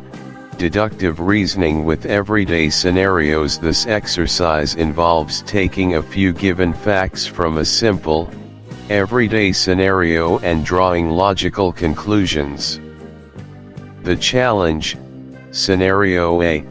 You arrive home and find your front door unlocked, but there are no signs of forced entry. Your pet cat, usually waiting by the door, is nowhere to be seen, but its food bowl is empty. The window in the living room is open, though you distinctly remember closing it before you left. Nothing appears to be stolen. Your task, based solely on these facts: what are the most logical deductions you can make? What can you rule out? What are the most probable explanations for the cat's absence and the open window? Scenario B. You receive an email from an unfamiliar sender claiming to be from your bank, stating there's an issue with your account and asking you to click a link to verify your details. The email address seems slightly off, example yourbunk.com instead of yourbank.com, and there are a few grammatical errors in the text. Your task: using deductive reasoning, what conclusions can you draw about this email? What action should you take, and why? Why it matters. This practice strengthens your ability to analyze given information, identify patterns or inconsistencies, and draw sound, logical conclusions. It's about applying the process of elimination and identifying the most probable truth based on the available evidence, crucial for critical decision-making and avoiding deception in daily life. Mental exercise 3. Psychological profiling of fictional characters. Choose a short story or a chapter from a novel you are currently reading, focusing on a character whose motivations are not immediately obvious. The challenge: as you read, pay close attention to the character's dialogue, actions, interactions with others, and any internal thoughts the author reveals. Your task: after reading, write a brief psychological profile of this character. What are their core motivations? What are their hidden fears or desires? Do they have any noticeable personality quirks or biases? How might their past experiences influence their present behavior? Speculate on what drives them to make certain choices, even if those choices seem irrational. Try to understand their worldview. Why it matters: this exercise enhances your ability to infer motivation, understand complex personalities, and develop empathy. It trains you to look beyond superficial appearances and consider the deeper psychological forces at play, a skill invaluable in understanding human behavior in real-life interactions and developing more nuanced perspectives. Mental exercise 4. Narrative reconstruction of a simple event. Select a simple event you witnessed recently, perhaps a brief interaction between two strangers, a small incident at a coffee shop, or something you observed on the street. The challenge: without conferring with anyone, try to reconstruct the event in your mind. Focus on the sequence of actions, the approximate timing, and the potential motivations of the individuals involved. Your task: now, write down 2 or 3 different plausible narratives or explanations for what you witnessed. For example, if you saw 2 people arguing, one narrative might be a misunderstanding, another might be a pre-existing conflict, and a third might be a deliberate provocation. What details could support each narrative? What details contradict them? What information is missing that would definitively resolve the ambiguity? Why it matters: this exercise hones your ability to consider multiple perspectives, to understand the limitations of incomplete information, and to avoid jumping to premature conclusions.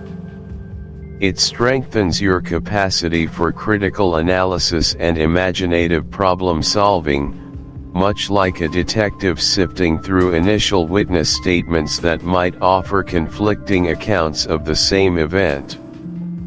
It teaches you to hold uncertainty and explore possibilities, rather than clinging to a single, often incorrect, interpretation. These mental workouts are not just for fictio. Thank you for listening to this audiobook. If you found value, meaning, or inspiration in this journey, please remember to like the video, subscribe to the channel, and turn on notifications so you won't miss the next chapter. Your support helps us bring more timeless classics to life. See you in the next reading.